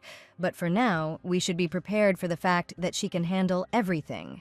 And although they rode in complete silence, Vars observed the behavior of the girl sitting opposite. He thought that all witches were brave, but it seemed that this was not so. Selena was either inspired or literally drowning in despair. In any case, she's funny, Vars smiled at his thoughts. The carriage rolled slowly along the forest road, accompanied by a black raven. With its red eyes flashing, the bird soared upward and set off on a long journey. Having reached the village, she dived into one of the attic windows. There, a young, long-haired man was already waiting for him, landing on his outstretched hand. The raven croaked something, and the young man thanked him for the information. But this man was not alone in the room, and another person asked how he was doing. So, the long-haired man answered, still holding the raven in his hand. The bandaged figure, hidden by a deep cloak, replied that he hoped that she would play her part well. The long-haired man was surprised. Was there really nothing he could do now? And the bandaged man got angry, shouting that he understood everything. Rohan, a heavy hand fell on his shoulder, calming the raging man. "This may be upsetting, but be patient. Vincent and I will take care of it." The third man entered the room. "And the weather is still cold," he added, throwing a blanket over the bandaged man's shoulders. Turning away from them, the long-haired man released his assistant into freedom. Vars thought that he should first pretend that he didn't know anything. It will be worse if she understands everything and runs away. There is no information about this new soul, so if she just slips away and returns to her old body, it will be impossible to find her. It seems that I will have to abandon the idea of spurring her to escape and then locking her in the dungeon. Vars doesn't understand what her purpose is, but until he finds a way to hold onto the soul, he must forget about escaping. The only way to get what he wants is through polite cooperation. Whatever she was planning now, the real Selena was also a wonderful woman. But there was one big but that could ruin his life. Before Vars's eyes, moments emerged when the girl looked at him with wide-open eyes without a hint of fear, how she smiled next to him. What if it is not this soul that is watching him, but she? We need to think of something, the Archduke decided confidently. What are the options? The young people sat opposite each other, each thinking about their own problem. Suddenly it dawned on Selena that there seemed to be one option for her. Maybe convince Vars that his wife hasn't changed at all and he doesn't need to look for the real Selena. And would everything be okay in that case? The girl sincerely hoped so. In both novels and dramas, there is always a magical way that everyone uses. And this method is called memory loss. The girl was very inspired by the idea that came to her. She had to act like a real actress. Then he would believe her. Selena doesn't know when he started to suspect something, but she needs to be careful and say that she doesn't remember anything from their first night. The girl sat in complete confidence that everything would go according to her plan, just as Vars was confident in his. Distracted from her thoughts, she looked out the window and realized that she had not seen the surrounding area at all before. "Is it just me, or are we going on a different road?" she asked Vars, to which he replied that the horses were different, and the carriage needed a different road, but it wouldn't be much longer. Without hiding his suspicion, the young man looked at the girl, waiting for what she would say next. "You're not hungry," she said with hope in her eyes. Vars remained silent, either not knowing what to answer or not wanting to answer her question. Trying to somehow justify herself, the girl added that they hadn't even had breakfast, so she wondered if they were hungry. "The city is even further away, so we'll have to wait," Vars said, holding out his hands to Jart. The knight at this time handed the basket to the master, and Vars handed this basket to Celine, saying that she could eat it. Taking the basket of food, the girl smiled timidly, noticing that she was worried not about herself, but about him. The man did not expect this from the girl whom he considered a witch, and therefore was very surprised. Embarrassed, he replied that he was fine and that she shouldn't worry. After some time, the carriage passed through a fairly large town. Looking out the window, Selena admired the flickering views. She literally radiated happiness. She noticed that this was not like the square they had walked through. It was as if fairies lived here. From the girl's reaction, Vars thought that it was probably the first time she saw a city where people lived. Maybe she's a witch who lived alone somewhere in the mountains. Anything is possible. Although the girl tried to pay attention to everything around her, carefully not looking at Vars, she felt his gaze. Why is he staring at her like she's a fake? Which makes her feel very awkward. "My bottom already hurts from such a long carriage ride, but horses' bottoms don't hurt from running for such a long time," she blurted out without thinking, in order to diffuse the situation. Immediately after she said these words, the girl mentally got angry at herself. What was she even talking about? Why make the already awkward atmosphere even worse? At that moment, the carriage suddenly braked and stopped. "We have arrived where you said we would," Jart said to the gentleman. Selena was the happiest of all about this stop and waited for the doors to open. Vars immediately got out of the carriage without looking at the girl. Where is he going? Is he really going to get out here and go about his business and send her alone to the palace? The girl became worried, but at that very moment the man extended his hand to her. "Come out," he said, intending to help the lady down to the ground. Selena looked in surprise at the large male palm that was waiting only for her. The young man blushed slightly as he offered her his hand and waited patiently for her to give him hers. The girl didn't think long and put hers into his large palm, accepting his help. Taking a couple of steps, she carefully descended to the ground, leaning on her husband. Vars noted that if they went any further, she would get too hungry, so they would stop at a restaurant here. And turning around, he headed to the side, lowering his hand, which surprised the girl.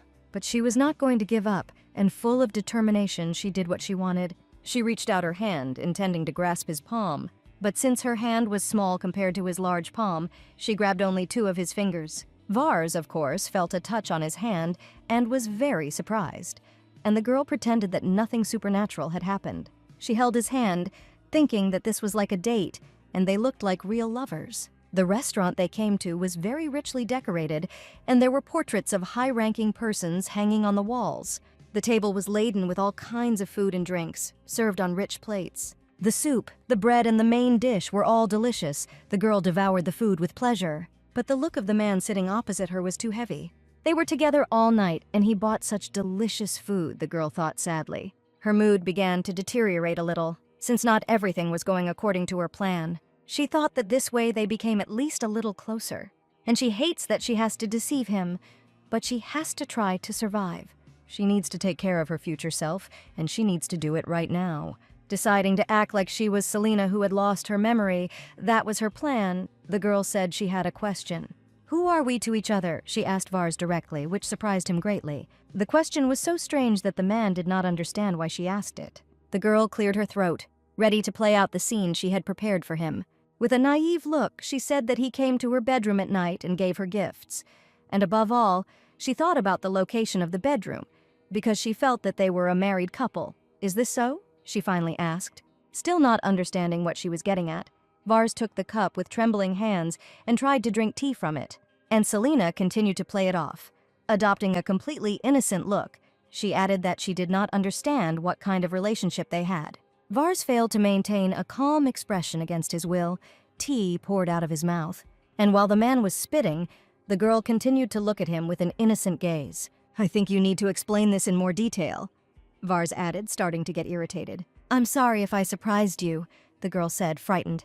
"Anyway, I seem to have lost my memory," she added confidently, looking straight into his eyes. And although such words surprised the Archduke, he tried not to give himself away in any way. If her witch nature was revealed, she would not be able to achieve her goal.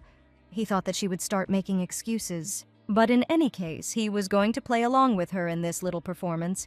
And he said what she wanted to hear first of all: they are a married couple. "From what moment do you remember yourself?" he asked, slightly surprising the girl. Starting to get nervous, the girl clenched her hands into fists and tried to answer his question as realistically as possible. She doesn't know the exact date, but it was night, and he closed the curtains and told her to go to bed. An awkward pause hung over them, but the man continued to drink tea, while the girl waited for further developments. She then added that the next day he went out for a short time and immediately returned and poured blood on the bed. "It turns out that you don't remember anything up until this moment, am I right?" asked Archduke Bilius. And he added that on the day she was describing, they had a wedding, which made her exclaim in surprise, covering her mouth with her hand. And the man asked her what she was probably wondering, why nothing happened between them. And he immediately replied that their marriage was one of convenience, waiting with interest to see how she would play out such a story. This came as a surprise to Selena. She hadn't thought of this. To make things more difficult for her, Vars added that they had decided to begin their marriage 10 days after the ceremony, and of course she didn't remember, but tomorrow was the 10th day. "This is a failure," the girl said, feeling like everything inside her had collapsed. "What do you call it? She dug her own hole," she decided as they drove on after the restaurant. Selena is really going crazy. She knows what the Archduke monster is saying, but it's a blatant lie. If all this was true, what should she do then? She didn't understand anything at all. Selena thought she had barely survived the most difficult moment, and then another twist. Vars Bilius continued to watch the girl's mental suffering. Why doesn't she have a clue about this? If she is in the body of a married woman, she really is careless about everything. Was this really such a shock for her? He thought warily, seeing her state. Is it really possible to show this so openly? The man began to get angry. How can she talk about marital duties but not even understand what it is? Like an innocent flower, she asked what had happened between them. What an impudent and cunning witch. The young man decided to lick every inch of her body so that she could feel everything on her skin. The next evening, everything went according to plan. Selena was getting ready for dinner. She had a great plan for winning the man. "Let's get drunk and stretch our legs." That was her plan. Yes, this is the worst option, but she can't think of anything else, so she has no choice. This is just a way to drag out time until she comes up with something better. But where can she get alcohol here? She doesn't know where the kitchen or liquor store is. With nothing to do, Selena decided to go to the market, just buy some alcohol and come back right away. She wasn't running away and was going to come back, so she was safe, the girl reassured herself. Passing by the window in the hallway, she noticed the view outside. The day will come when he and Vars will get along, and then everything will be fine. For some time, the Archduke remained in his room, quietly rejoicing that everything was going according to his plan. Finally, he got what he wanted so much. The man held a red box in his hands. He barely managed to get it on the black market, a magical talisman that connects soul and body. This is an item that was originally used for medicinal purposes. It contains a soul and can heal wounds on the body. But because of the side effects, now only psychopaths have them. This little box contained something that had deadly side effects. It means that perhaps she will die faster than he, the owner of the talisman. But Vars will make sure she doesn't die first, so everything will be fine. He resolutely headed towards the girl's room, surprised that not a sound came from there. Maybe she was sleeping and didn't notice that he had arrived, the man decided when no one answered his knock. Vars knocked again, but the room was just as quiet. At that moment, Anna approached with a cart full of food and was surprised to see the gentleman near the lady's door. The maid immediately felt that something out of the ordinary had happened. "Cordon off the area immediately," the Archduke ordered, and his appearance was terrible. Pulling a hood over her head to hide her face, the girl carefully made her way through the crowd, but still ran into someone on the street. She asked for forgiveness, but someone grabbed her hand, preventing her from falling. She apologized to the man again and looked at his face, also hidden by the hood. Long purple hair showed from under the hood, the cloak hid the tall male figure, and the gaze of shining eyes burned right through her. "Sorry, I was mistaken."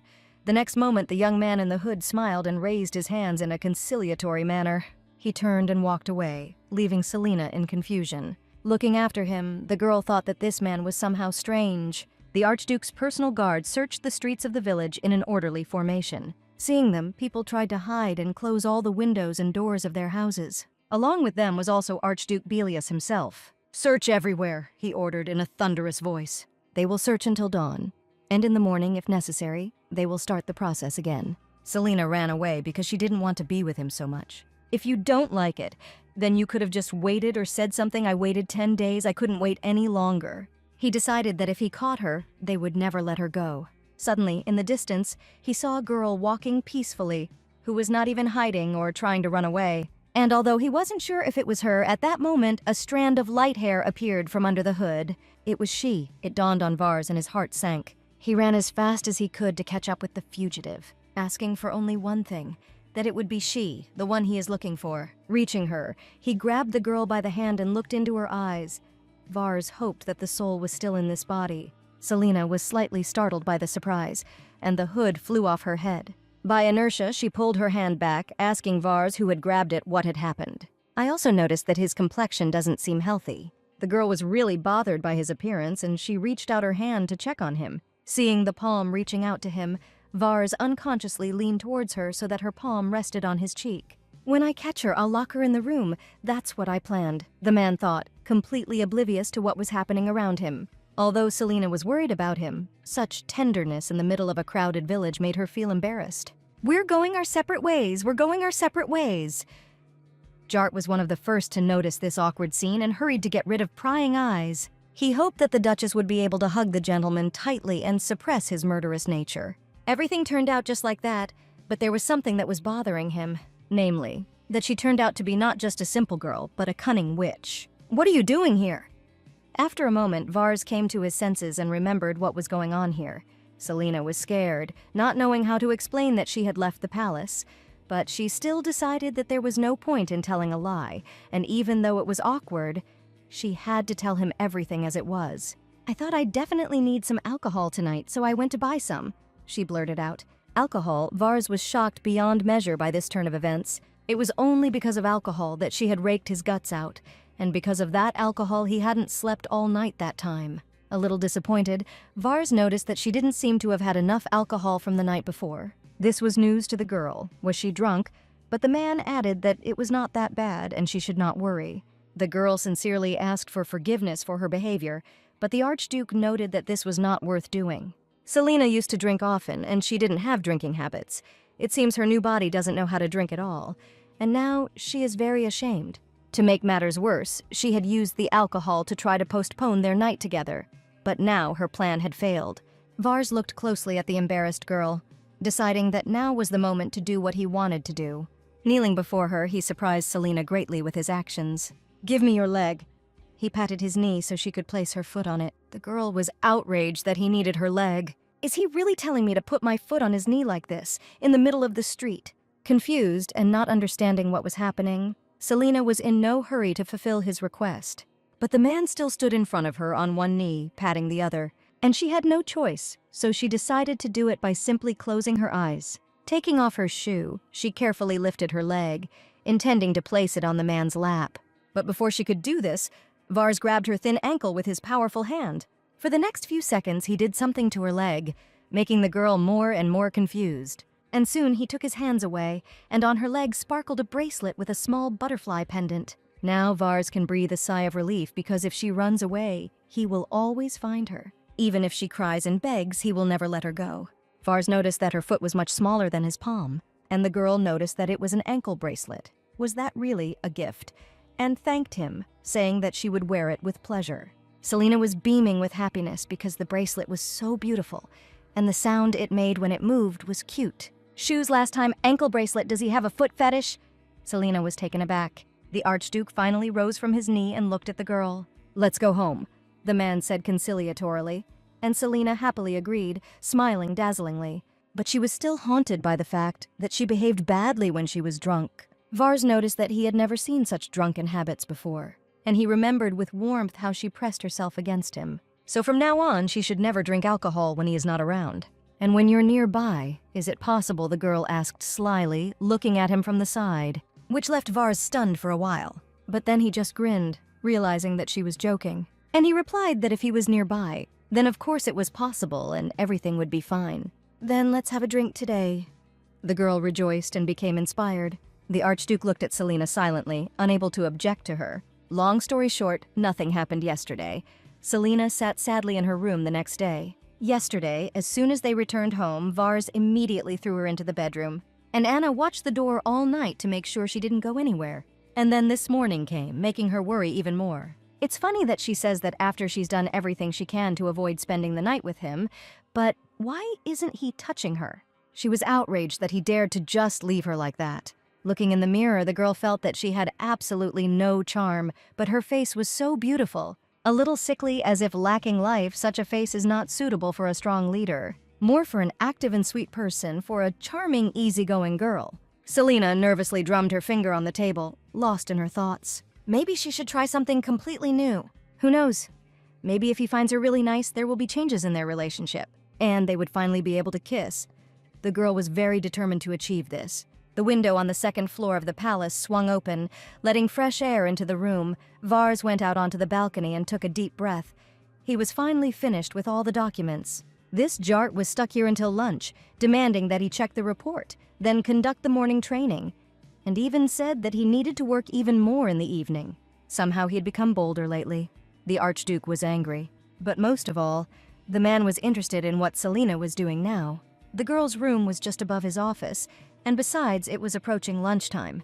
If he's lucky, he might hear her laugh. Not so bad, the man thought with a smile on his lips. After some time, Selina was indeed having dinner in her room, and Anna was interested in whether the lady was satisfied with the food. And then she added that she had brought a man who wanted to meet her, and this man was now standing right behind Anna.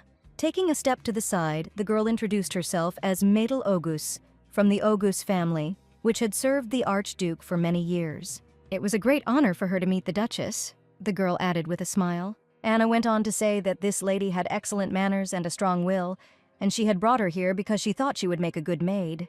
Mädel herself added that at first she was appointed as the mistress's maid, but a few months ago she suddenly became seriously ill and almost died. Selina could barely keep up with the girl's train of thought, who was chattering non-stop that, fortunately, she had met a wonderful healer, was able to survive all of this, but did not have time to return to the palace in time.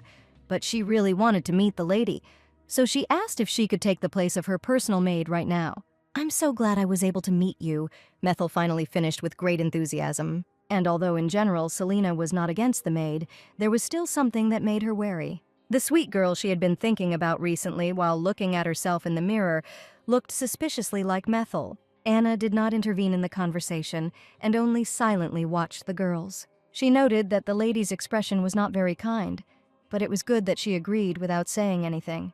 Selina has never asked for anything since she came to this palace. She never expressed dissatisfaction with simple food and unfashionable clothes. I never demanded that anything be replaced in this dilapidated palace. Only once did she ask to go outside for a while. Of all the money given to her, she spent only a few coins on small things. Looking at her, you can tell that she has no ulterior motives. It's hard in real life to be as naive and pure as this girl seems. Perhaps the Empress will visit here tomorrow. It seems that the gentleman thought that he had quietly married, simply by informing the Emperor in writing about it. The Empress, who is twisting the Emperor around her finger, cannot help but know about this. In the life of the Empress, there was no need to hide her emotions. She is the most respected woman in this country. However, if an illegitimate woman becomes a noble lady and also the wife of her only brother, the consequences are unpredictable. Anna had a strange, oppressive feeling she could not predict what would happen next. Of course, she loves and values the Empress more than anything in the world. But this does not mean that she is considerate of others and only says nice things. She is not one of those who mock and kick someone out if she does not like them. And yet Anna hopes that whatever this innocent girl hears, it will not hurt her. Anna was was actually worried, as was Selena herself, but the girls had different reasons for worrying. Metal gracefully poured tea into the cup, showing off all her skills. "Your Highness, did you like it?" she asked with a dazzling smile. The lady was still impressed by the active and sweet maid, but answered in the affirmative. "It just sparkles. She would look great with Vars," Selena thought gloomily. Vars Belias was on his way to his wife. Without saying a word, he sat down at the table opposite the girl to also drink tea. However, Metal, upon seeing the master, immediately began to shake slightly, as if she was frightened. Selena noticed how the girl was pouring tea for the Archduke and her hands were shaking slightly. She realized that the maid was nervous, and that was understandable. Anyone would get nervous when such a handsome man appeared in front of her. Selena herself is like that. Well, she felt like an idiot, and that's why her mood suddenly dropped. Even if you practice your charm, the person inside still won't change. She helplessly squeezed the fabric of her skirt. The girl's depressed mood did not escape Vars's attention. He motioned to the maid to leave them. And Metal didn't have to be asked for long. She quickly bowed and instantly disappeared from sight. In an effort to escape quickly, the girl did not stop until she got to her room and slammed the door. She was very, very, very scared. She almost burst into tears there. She was so scared that her hands were shaking, and she was even more nervous because she could make a mistake at any moment and be punished. But the Duchess is truly amazing. Even in front of His Highness, she remained absolutely calm. And she even told Methel that her tea really tasted good, not at all like in reality. The personal maid literally prayed and worshipped the Archduchess. She was like a deity to her. And Metal swore that she would hold on and would never lose to the Duke, and would become the best maid, worthy of the Archduchess. However, in reality, Selena did not feel like such a strong woman. Her mood was worse than ever. Vars watched his wife and noted so many different expressions on her face in such a short period of time. She really is a very interesting and sweet person. The man looked at his wife thoughtfully, clearly thinking about something. "How about having dinner together?" he suggested after a short thought. And Selena immediately agreed, literally beaming with happiness. And her joy was transmitted to Vars, stabbing him right in the heart. If he had suggested going for a walk and drinking champagne, perhaps she would not have refused. And while Vars was experiencing moments of joy because of their upcoming dinner, Selena's mood was still gloomy. "Pull yourself together," the girl told herself mentally. She envied Methel because she wanted Vars to pay attention only to her. They had already entered into marriage and lived together for 2 days and 1 night. She had already done all she could do in their current situation. And now she wants to spend even more time with him. Thinking so, she emotionally jumped up from her seat, surprising the Duke. Selena decided she had to be more persistent and asked to be given a tour of the outer palace. Her mood had clearly improved. She looked like a warrior, which did not escape Vars's notice. But the silence between them seemed to last an eternity. The girl was waiting for an answer to her proposal. "Good," Vars Belias replied, and a barely noticeable, satisfied smile crossed his lips. The girl immediately rose from her seat, intending to fulfill her promise. The Archduke extended his bent arm to the girl for her to grasp. "Let's go." The man leaned slightly towards her, taking a couple of steps towards her. At first, Selena looked at the offered hand in surprise, but this did not last long. Soon the girl extended her hand and they set off on an impromptu excursion. It was a bright sunny day and the nature around seemed to be blooming. Selena walked, holding tightly to Vars's hand, walking measuredly with him, but the young people felt some awkwardness between themselves. However, the man was thinking about something completely different. It seemed to him that it was too gloomy here, and she might not like it. However, the girl noticed a building standing nearby and asked what was there. The Duke replied that the building was rarely used, only when guests arrived or a reception was being held, and that it was currently rather empty. "Ha ha ha ha, that's how it is." Selena seized the opportunity and pulled the man straight towards that building. Vars immediately realized that she was trying to quietly drag him to that building, but he didn't understand why she was doing this. How can a girl who looks like a rabbit have so much power? But submitting to even such a small force was not so bad, he decided. "You say there is no one there." Selena was very serious. If this is really the case, and the atmosphere is right, and luck smiles on her, her little dream will finally come true. And they will be able to kiss for the first time. But she is getting too ahead of herself. Having decided to calm down a little, the girl thought that she first needed to go to this building. As the young people headed towards the doors, someone was watching them. It was indeed gloomy inside, with a huge staircase, wide corridors, and a complete lack of any lighting. Without letting go of Vars's hand, Selena looked around in surprise. "It's really very quiet here," the girl noted. She took a couple of steps forward, stopped in fear. It seemed to her that she heard something. "I think I hear Nephis's voice," Vars said thoughtfully. Selena, slightly frightened, asked who it was. He explained that it was the ghost of a girl who lives here on the 4th floor. "Why did you just tell me now?" Selena cried out in fear. However, the Duke did not understand what she was talking about, so the girl excitedly repeated that she meant a ghost. Still amazed, the Archduke remarked that this did not particularly bother him, and he did not think that there were people in the world who were afraid of ghosts. As if realizing that they were talking about her, Nephis at that moment looked out from behind a column on the 2nd floor. Naturally, Selena saw her right away and was seriously scared. "Let's get out of here quickly!" She fearfully pulled Vars towards the exit. Moving her legs faster, the girl urged Vars towards the exit, asking him to go faster. If you think about it, in this world there really is magic and dragons, and of course there are ghosts. She had always been most afraid of ghosts, but she had forced herself to think that none of this was true. "This won't work here," the girl thought through her tears. She was offended that Vars was treating her too meanly, ignoring the fears of other people. After all, even if he's not interested in her, even if he doesn't care about her, it's still somehow sad. As they emerged from the gloomy building, the gates at the other end of the courtyard were wide open, awaiting a passing carriage. And to Vars's surprise, 4 horses pulled a richly decorated carriage into the palace grounds. However, he was worried about who was patrolling outside at such a time. Although all his guys were even overly diligent, the carriage stopped right in front of them to Vars's surprise. The doors opened and a tall, beautiful, dark-haired woman in rich clothes came out. "Long time no see, brother," she said, looking at Vars. "That's true," Archduke Bellius replied emotionlessly. The relatives exchanged words of greeting, while Selena looked at the arriving guest in surprise. The beautiful woman noticed that her brother had recently gotten married, but Vars rudely replied that it was none of her business and tried to cover Selena with his body. This movement did not escape the notice of the woman, who was very perceptive. Although she was very beautiful, the look in her red, shiny eyes was slightly alarming. After some time, the woman stood by the burning fireplace, thinking about something. "Why are you here?" Vars burst into the room, to which she replied that she didn't need a reason to come to her father's house. But Varsa was not satisfied with this answer, because even if it was so, coming for absolutely no reason was too much. Having no intention of continuing the argument, the woman added that on the way, she had heard news that Vars was looking for a witch.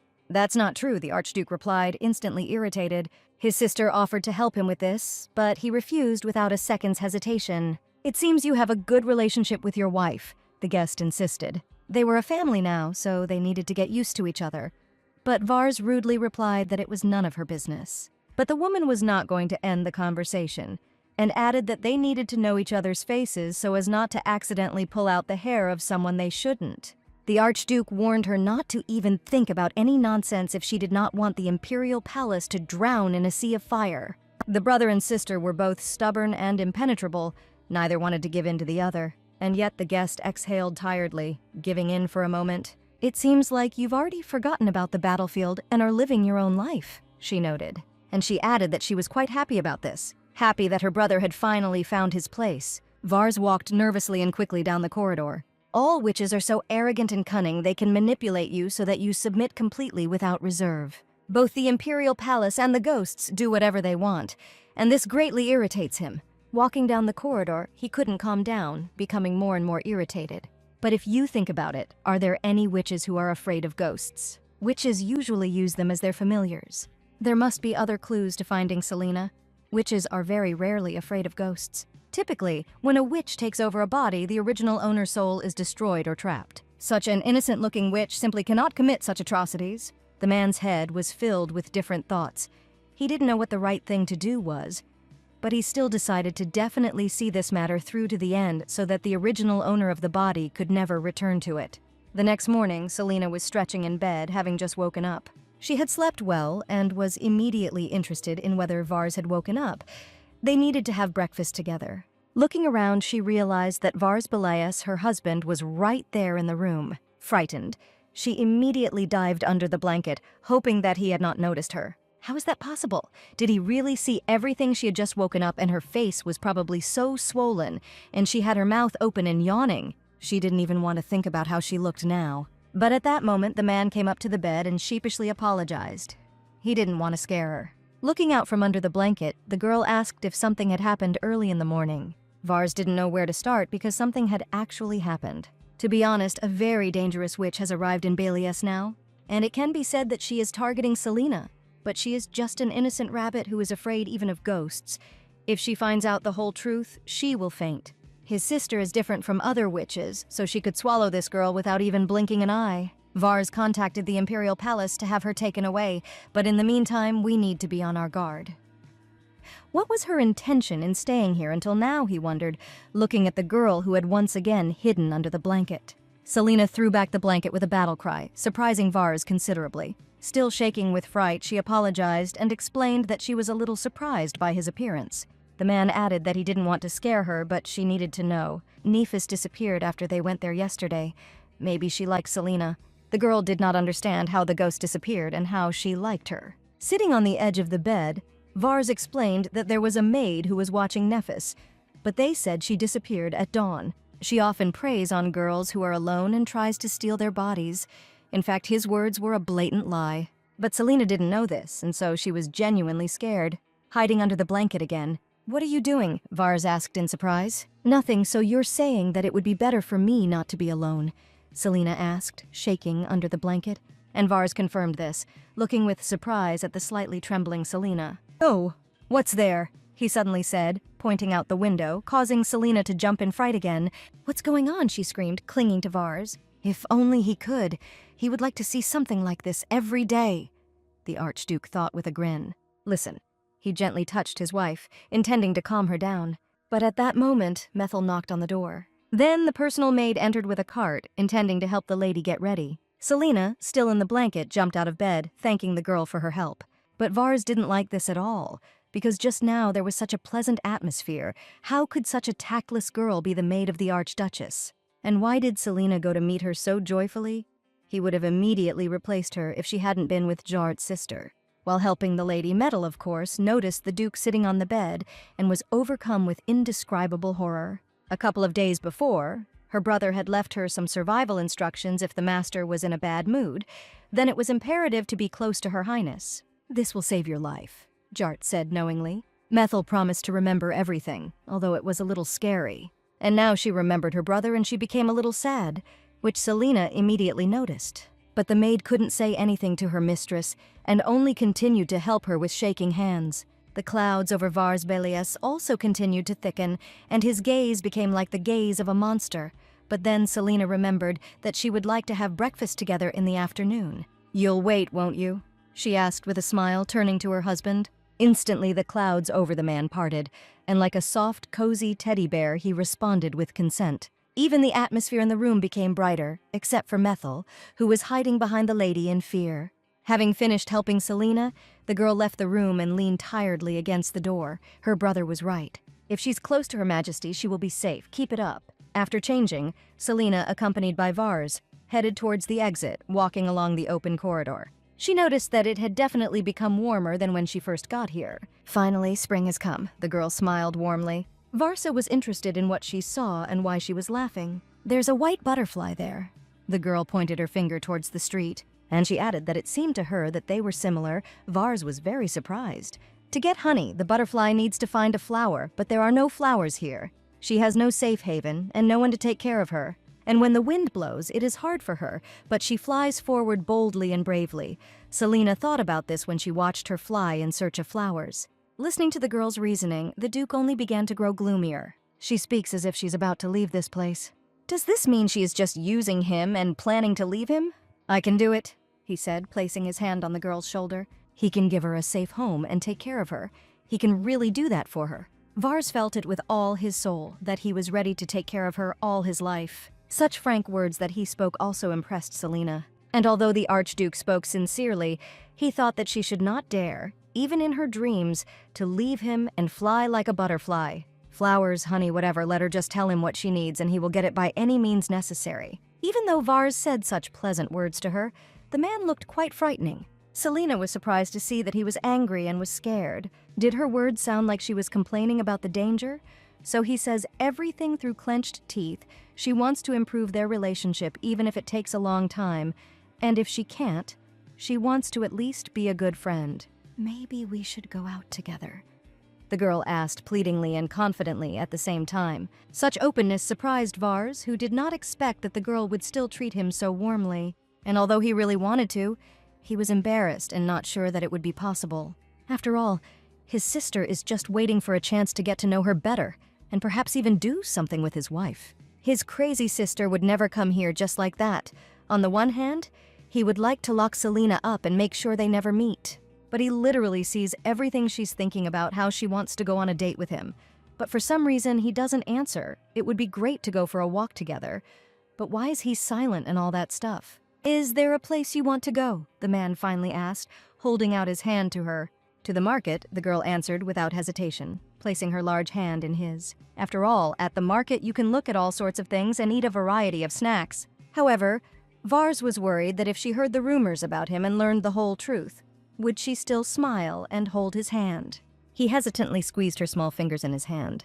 Then he grabbed the entire palm, intending to never let go. Vars added that he wanted to tell her something, namely that the woman who met them yesterday was his sister.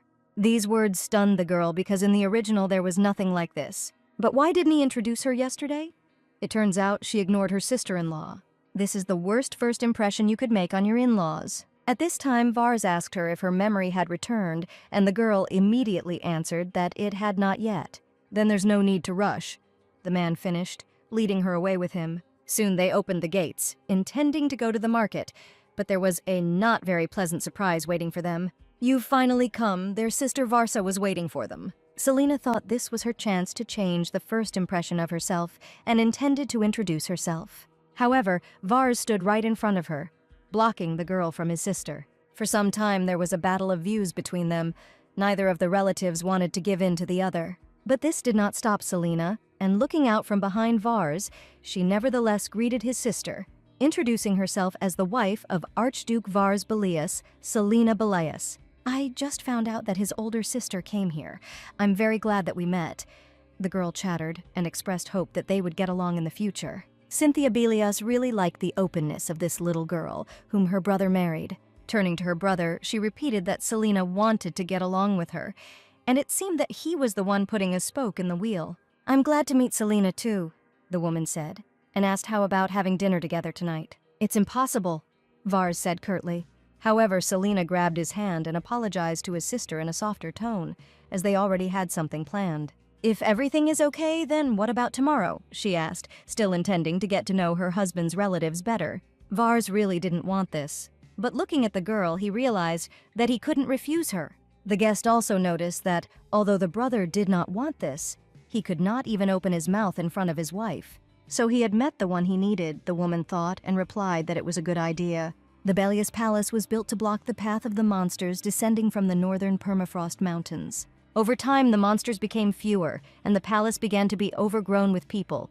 The Duke allowed them to settle here and provided passive assistance. When word spread that the ruler of the local lands was taking good care of the people, people who had difficulty making a living began to flock here from all corners of the empire. The opening of the mine made it possible to provide for the life of the rapidly growing population in the north. A large number of deposits of magical ore were formed, which appear when the skeletons of dragons have been lying there for a long time, so there were no particular difficulties. Thus, the mining and manufacturing industry was born, and over time, wealth was accumulated from other sources, such as monster skin, which is worth a lot of money. So 200 years later, a young girl made her debut. At the relatively late age of 27, Cynthia Belias made her debut at the Imperial Palace. The beautiful girl was very popular among young people. A witch from the north who instantly took over the minds of the people in the Imperial Palace. Soon after her arrival there, the territory of Belias became a duchy. When the mandatory limitation on tribute and troops was lifted, the Duchy of Belias became so huge that no one could surpass it. Selena read all this in a book she took from the palace library, and it impressed her greatly. The brother and sister work hard both within and outside the duchy, and together they have raised the status of the country. Although they spoke in a cold tone, there was no sense of hostility between them. Selena thought that this was the real family she never had. Suddenly, someone called out to the girl, and she turned in that direction. Methel was walking towards her and asked if she was out for a walk and where the other maids were, with a young man next to her. The maid happily introduced the young man as the doctor who had helped her when she was on the verge of death, and simply an amazing person. The young man bowed gallantly, noting that he was glad to meet Her Highness. "I hope we get along." His violet eyes looked straight at Selena. There was nothing unusual in his behavior, and Selena ceremoniously continued the conversation, but something made her surprised he seemed familiar to her. She froze, unable to utter a word, and the young man asked if she wanted to say something. Laughing awkwardly, she replied that nothing, and that she had simply made a mistake. "Your Highness, what do you plan to do next?" Metal asked her, while the stranger behind her simply smiled calmly. However, the next moment, when Selena was not looking, the young man's gaze sharpened. Selena told Methel about her plans for the day, and the maid asked with horror if she was going to the market with her master. "Yes," the girl answered, beaming with happiness, very pleased with the upcoming trip. After some time, she walked arm in arm with Vars towards the entrance to the village. The girl now seemed to be glowing from within. Her mood was very good. "Let's buy some goodies and eat them by the fountain," she suggested, turning to her husband. Vars said nothing in response and only nodded his head affirmatively. Grabbing the man by the hand, the girl moved on with a calm soul. Initially, it was beyond her power, but now he follows her wherever she wants. Selena was simply delighted. Soon they came to the market square, where there were many people busy with their own affairs. But as soon as they entered the square, the hum of the village seemed to die down somewhat, and all eyes were turned towards them. Vars knew it would be like this. He had been through a lot in so much time. Such a hostile atmosphere must have confused Selena. The man lamented that he was so out of his mind that he allowed this to happen, but the girl only squeezed his hand tighter, distracting him from his dark thoughts. "What kind of snacks do you like?" She smiled brightly as she asked. "What, apples perhaps?" she asked again, but the man did not answer. The Archduke was still irritated by the reaction of the inhabitants to his appearance, but Selena was nearby and did not let him get angry. "I like apples." He just realized that he really liked them. Then the girl pulled him towards the counter, offering to buy some apples first. Her cheerfulness somehow spread to him, and Vars was unable to pay attention to anything but his wife. Although Selena tried her best to remain cheerful, she was still in shock at what was happening around her. "It's not even anger, that's why there's such a gloomy feeling in the air." Everyone here looks at Vars with fear in their eyes. They are afraid of the person who will protect them if they are in trouble. It's so lonely. No wonder the husband is really lonely. That's why she grabbed her husband's hand even tighter, thus showing him her support. After they bought the apples, they sat down by the fountain in the middle of the market square. When the man was about to start eating the apples, Selena snatched them from his hands, asking him to wait. She took out a handkerchief and wiped the apple with it very carefully. This action surprised Vars very much. He did not understand why the apple was being wiped. The diligence with which she did this made him laugh slightly. His smile did not escape the girl's attention, and she was very happy about it. Still, a smile suits the Archduke, and it made her soul feel so light. Returning the peeled apple to him, the girl added that if she did it this way, it would taste better. And since you can only eat a certain number of apples per day, it is better to eat them when they are at their most delicious. Vars looked in surprise at the shiny apple in his hands while the girl peeled her own. He then looked up at the bright sky above, feeling strange feelings inside him. This must be the very feeling of happiness. Soon a crunching sound was heard, and each of the young men began to eat his own apple. However, the girl was not completely calm, and was closely watching the reaction of the man sitting next to her. Is it possible now, she asked herself mentally. Yes, now or never, she was determined. Vars noticed the girl's unusual behavior, so she looked at her questioningly. At that moment, Selena turned to face him and winked playfully. From such an unexpected action, the man literally choked on the apple and began to cough. "You're okay." The girl patted him vigorously on the back while the man bent over. He didn't understand what he had just seen with his own eyes. If he wasn't imagining it, Selena winked at him. If a girl winks, it means she is interested. It's like my subordinates squinting their eyes to attract girls' attention, he suddenly compared. But wasn't this followed by a cruel failure in the attempt at seduction? It happened to me. The Archduke was in a state of shock. He turned sharply towards her, wanting to make sure that his vision had not deceived him, but Selena had already turned away from him, embarrassed by what she had done. And while the man was trying to figure out whether she really did it or whether he had imagined it, the girl tried not to look at him, but his patience ran out, and Vars asked directly what she had just done. Such pressure took Selena by surprise. She didn't know what to say. Thoughts were spinning in her head. She didn't understand what to do. And the first thing that came to her mind was to answer that she had a stomachache. But she immediately thought that if she felt bad, then Vars would most likely worry. And so she immediately quickly started chattering that this was not what she meant. The apple was so delicious that for a second she thought her stomach hurt, and she laughed nervously, blushing like a tomato. She reproached herself for what she did. Was she crazy? Why did she do such a thing? But she can't tell the truth. Judging by his reaction, he's not happy. At this time, the Archduke considered himself a complete idiot, that he could not even understand what was going on, how absurd it was. So they sat there flushed, feeling the awkward pause between them. And yet she was so sweet, he thought, while Selina thought he was so cool. After a walk to the market, Selina Bellius took a bath in her room. As she sank into the water, she thought that Vars was a fool. She didn't have a grimace of pain on her face, so why was it so easy to convince him? And how could he not understand what a wink meant? He probably just wanted to turn away and pretend he didn't notice her wink. But it would be better for him to be just a fool who didn't notice anything. And if Vars pretends not to notice, then her cuteness just sucks. It's all very sad. Sitting in the bathroom, Selina suddenly felt a cold breeze blowing, and she immediately remembered Vars's words about how the ghost often hunts girls who are alone and tries to steal their bodies. She instantly jumped out of the bathroom in fear. Since the inner palace is now restricted, only 5 people can now freely enter and exit from here. Several maids arrive at dawn under Anna's direction to work and then leave. Anna is busy with dinner now. Methel should have finished by now. Jart simply cannot come here, as he is busy with work and has no right to enter the mistress's room. In the evening silence of the palace, a shrill, frightened cry was heard. I'm alone now, Selina thought with horror, instantly wrapping herself in a towel. Without looking where she was going, she rushed out of the room. Vars warned her not to stay alone, but she forgot. The girl ran away, calling herself a fool and an idiot. And now, at the end of the corridor, Vars's room was visible, and she prayed only that he would be in the room.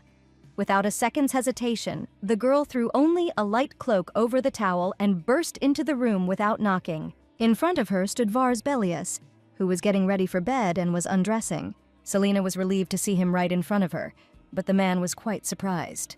There were tears in the girl's eyes, and she could barely hold back the sobs that were bursting out. Still, the sight of his wife on the verge of tears made Vars worry about what had happened to her. The fire crackled merrily in the fireplace, devouring the carefully added wood. Vars sat on the floor next to his own bed, while Selina, wrapped in a blanket, sat on the bed and warmed herself by the fireplace. He had literally been forced out of bed, and now he was lost in wondering what had happened. The girl was still scared, so she carefully slid down onto the floor with the blanket and sat down next to the Archduke. Moreover, the tearful girl also pressed herself against him, seeking protection and comfort. Vars, not expecting such a reaction, took a closer look at her. What he saw surprised him. Selina's hair was wet, drops of water covered her barely clothed body, and the light raincoat didn't even cover the bare knees. Noticing all this, Vars Bellius blushed from embarrassment and the realization that her clothes were so thin, and under the cloak nothing was visible that he would like to examine. But these thoughts made him blush even more. But if he asks her what she has under her cape, she will take her for a madman. He can already even hear such an answer. The Archduke exhaled calmly, trying to calm his wildly beating heart. What were you doing? He asked the girl in a calm tone. Then Selina, wrapping herself in a cloak, replied that she was just washing herself. That's how it is, Vars answered, as if nothing supernatural had happened, but emotions were raging in his soul. He wondered why she came to him like that and wanted to ask so many things, like why she was crying. But if he asks something, she will immediately leave, and he doesn't want that. When the girl's emotions had calmed down a little, she leaned tiredly against the man's strong shoulder. Covering her mouth, the girl yawned. The incident in the bathroom made her quite nervous. But this development of events pleased Vars. She cried so much that now she was completely exhausted. He gave her the bed so that she could sleep a little. So why was she nesting nearby? Isn't it cold? He asked, turning to the girl. But when she asked in surprise what he had said, the man explained. He added that she was still wearing just a thin cape. The girl looked at him in bewilderment, and then the meaning of his words dawned on her and she was horrified. In fact, she ran out of the room literally naked. She had nothing under her clothes. And she completely forgot about it, but did he really notice? What if he thinks she's a pervert? What a shame! Vars stood up from his seat, and the girl thought that he had finally noticed how she had disgraced herself. But the man simply walked over to the fireplace and added more wood for warmth. And then he returned to the place next to her, which made the girl very happy, since she thought that he had not noticed anything. The man closed his eyes in exhaustion, thinking that she had once again come up with something for herself and was now sitting there smiling. The sight of her tears made his heart clench. But if she continues to smile like that, he will want to make her cry, so that she will cuddle up to him so touchingly. What is he thinking about? Vars was horrified by his own thoughts. Each of those sitting on the floor in front of the fireplace at that time thought only about how the other would not find out his innermost thoughts. The next morning was no less sunny than the previous one, and outside the window, the birds were chirping cheerfully, awakened by the coming spring. Jart politely knocked on the master's door and asked permission to enter. There was no sound from the room, and the knight himself opened the door, eager to talk about business. But he immediately stopped short, noticing long blonde hair on the gentleman's bed. This vision somewhat stunned the Archduke's assistant, and he froze in place. Then he hurried to close the door and recoiled as if he had seen something he shouldn't have seen. Sitting on the floor of the corridor, the knight slowly realized what had just happened. At that moment, the door of the room opened slightly, and Archduke Belius appeared through a small crack, asking what he wanted. Vars left the room, and Jart continued his report that it looked like the witch was in the north at the time, and it would not be easy because the witches had been notified that if their true identity was revealed, they would be in trouble, but they were keeping an eye on her for now. He took the documents that the assistant brought and began to study them carefully. They stated that several merchants had seen a witch near the south wall about 15 days ago.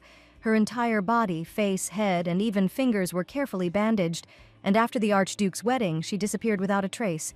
Among witches, there are sometimes those who dream of eternal life. Is it possible to find a living body after having abandoned one's rotting one? It's even better that if the body wasn't her goal from the beginning, she won't try to go back. Find her, no matter how difficult it may be, Duke Belius ordered. And he ordered to find her weak spot, be it a dying body or a family member that she was hiding. No matter how cowardly Vars acted, if only he could keep Selena close to him. No matter what her past is, what her goals are, if she wants to leave him, then he needs to know her weakness in order to seize at least such an opportunity. Jart, of course, accepted the order, although he did not understand the logic of his master's reasoning. To tell the truth, it seemed to him that Archduke Belius was mad with his love. If everything is going to be okay, perhaps we should escort Her Highness to the inner palace and surround her with the best soldiers. If he and Anna could hold out until the night of the full moon, it would all work out. Lady Selena looks like a feather that would fly away if you blew on it, and Jart is not sure if he can guarantee her safety. Perhaps it would be worth taking her away from the palace. But this thought was immediately discarded, because the big and scary bear would certainly be looking for his little rabbit. This is of course not an option, then the Duke will become completely furious. And what if Her Highness can pacify him? I would like her to be closer. But this scenario is one of the most dangerous, so all we can do is pray. After listening to his assistant's report, Vars returned to his room and leaned heavily against the door. Thoughts were racing through his head, but they were all about just one person. About a small, fragile girl sleeping peacefully on his bed. No matter how much he looked at her, she was still just as beautiful. It's good that she sleeps so soundly, the man thought, leaning closer to her. The girl's legs moved slightly under the blanket, revealing themselves even more. This made the man close his eyes as he thought she was not wearing any clothes. In general, Vars thought that she was a timid person, but how could she sleep in such a defenseless state? True, the man began to get angry at her naivety while the girl slept peacefully by his bed. If she catches a cold because of the cold, she is so thin. Vars was indignant, throwing several blankets on her one after another. Selena ended up literally buried under a pile of warm blankets, but continued to sleep peacefully. And Vars, with a sense of duty accomplished, decided that he needed to wash up and come to his senses. But as soon as he left the room, Selena instantly opened her eyes. He really went to wash himself, he just left. The girl was surprised. In fact, she was sleeping lightly because of the ghost, and when the door opened, she woke up and just lay motionless. And then Vars drilled her with his terrible gaze. They hadn't even kissed yet. Wasn't he getting ahead of himself? In fact, Selena could hardly say this to his face. And it's good that she didn't say it. Otherwise, she would have disgraced herself until the end of time. Turning over, the girl decided to simply continue pretending to be asleep. But shouldn't she be angry when someone hits on her, and not the other way around? And suddenly she remembered the reason why she came into her husband's room in the first place. She climbed out of bed with the blanket and headed towards the bathroom door. And she sat down next to him, justifying herself by saying that there was a ghost there. If Nephis showed up now, she would instantly start tugging at the door handle. Trying to clear his head, Belias took a shower.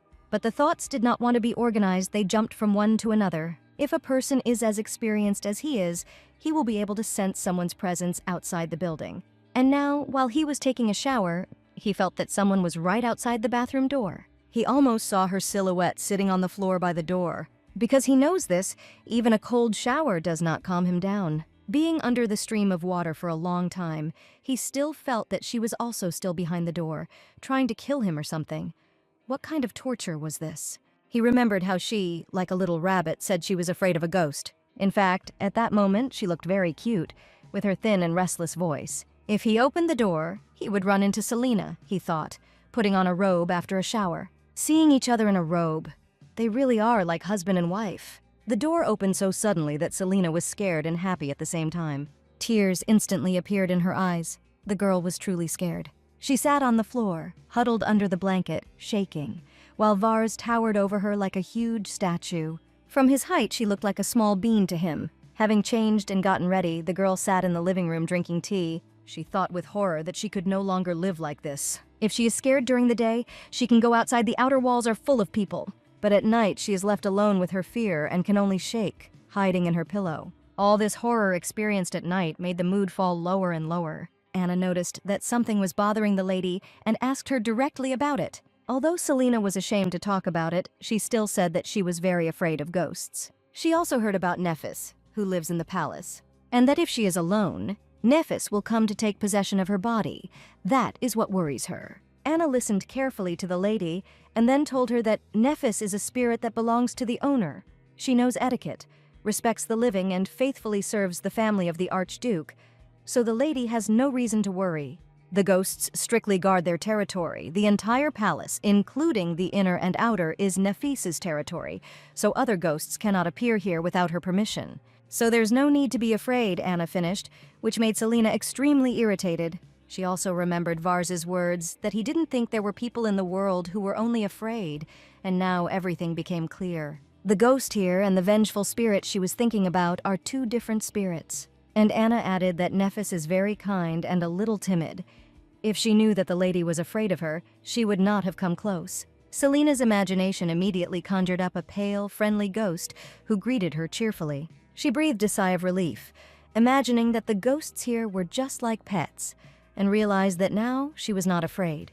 But at the same time, another thought occurred to her. The way she ran quickly from that empty building and hurried Vars to go with her, and how she burst into his room last night, running away from a ghost. How funny it all must have looked from the outside. The Duke must have died laughing watching her horror.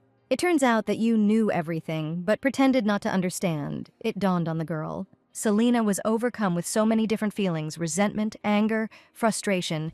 She felt like a rude fool. And she decided to sort this out soon. But there is no time yet, because she wants to look beautiful during dinner with Vars's sister. Deciding that she would deal with it later, she asked Anna to help her prepare. As the sun was setting, it cast a soft golden light over everything around. Cynthia Bilius was waiting for the guests to arrive in her room. Vars and Selena didn't keep them waiting long, and the girl greeted them in a friendly manner and asked how long they had been waiting. "Not at all," Cynthia replied, rising from her chair. Selena noticed with delight that the woman's smile was exactly the same as Vars's. Making small talk, she said she was so glad she could see the sky and the stars, and the breeze was so cool. Vars decided not to get involved in this small talk, but Selena decided otherwise. She elbowed her husband in the side with all her might to get him to join in the conversation. The man looked questioningly at his wife. She looked very unfriendly, because the girl still had not forgiven him for the joke about the ghost. Now she understood that he would not cause any harm.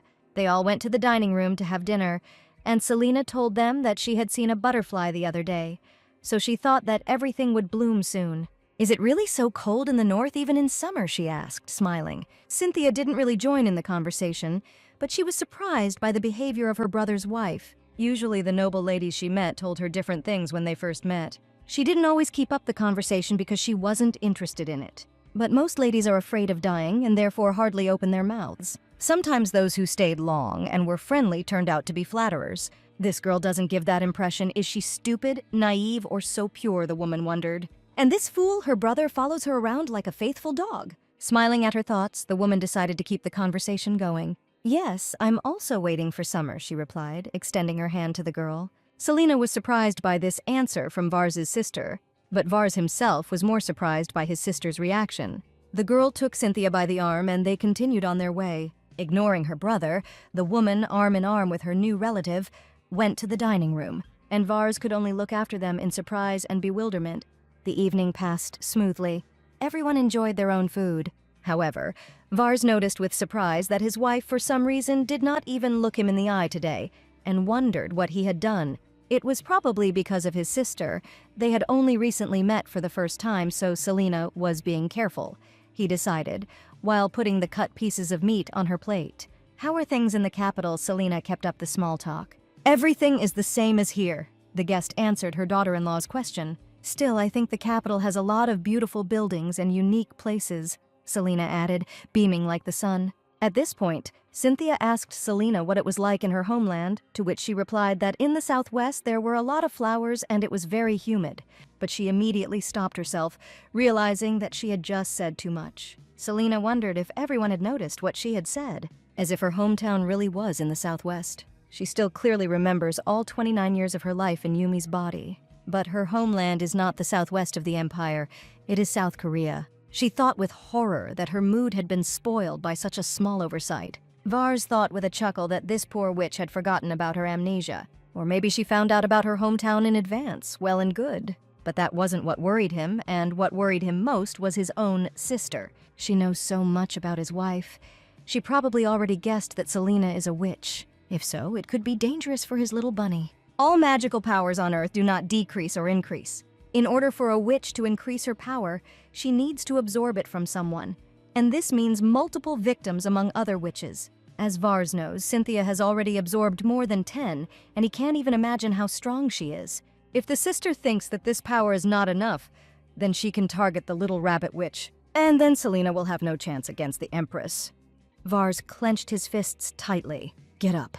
He instantly grabbed his wife's hand, insisting on his own. Vars thought that it was time to end this family feast for today. Without saying another word, he quickly led his wife away from the table. The young people walked down the stairs, none of them wanting to talk to each other. However, Vars noticed how the girl's mood changed. And to somehow diffuse the situation, he asked if Selena had grown up. "You think I'm not grown up enough yet?" The girl was taken aback. But when Vars answered negatively, she only snorted and turned away from him. In fact, the man couldn't think of a polite way to say that she looked like a grown woman. And so all he could do was watch the offended girl leave and sprinkle ashes on his head. Selena was really angry. Of course she was smaller compared to him, but that was because he was big and not because she was small. Moreover, today she was wearing revealing clothes and heels. During dinner, all Vars did was peel her shrimps and didn't eat them himself.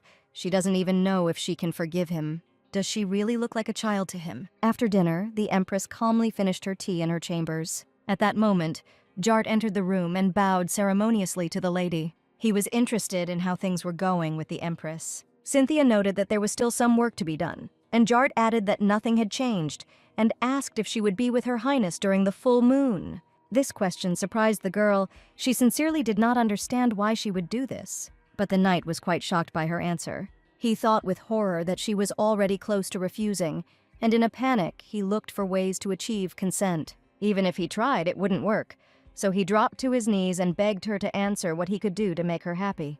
The Empress looked questioningly at the kneeling knight. "Well, you have nothing to give me. I have everything I want," she replied. But there was something he could do, and Jart immediately braced himself. She was very interested in why Vars was looking for the witch. It was as if Jart had been struck by electricity. She knows everything. The knight was frightened, and he would have to choose his words carefully so as not to harm Her Highness in any way. So he replied that an evil spirit had recently been spotted at the castle, which looked suspicious. Its entire body was in bandages.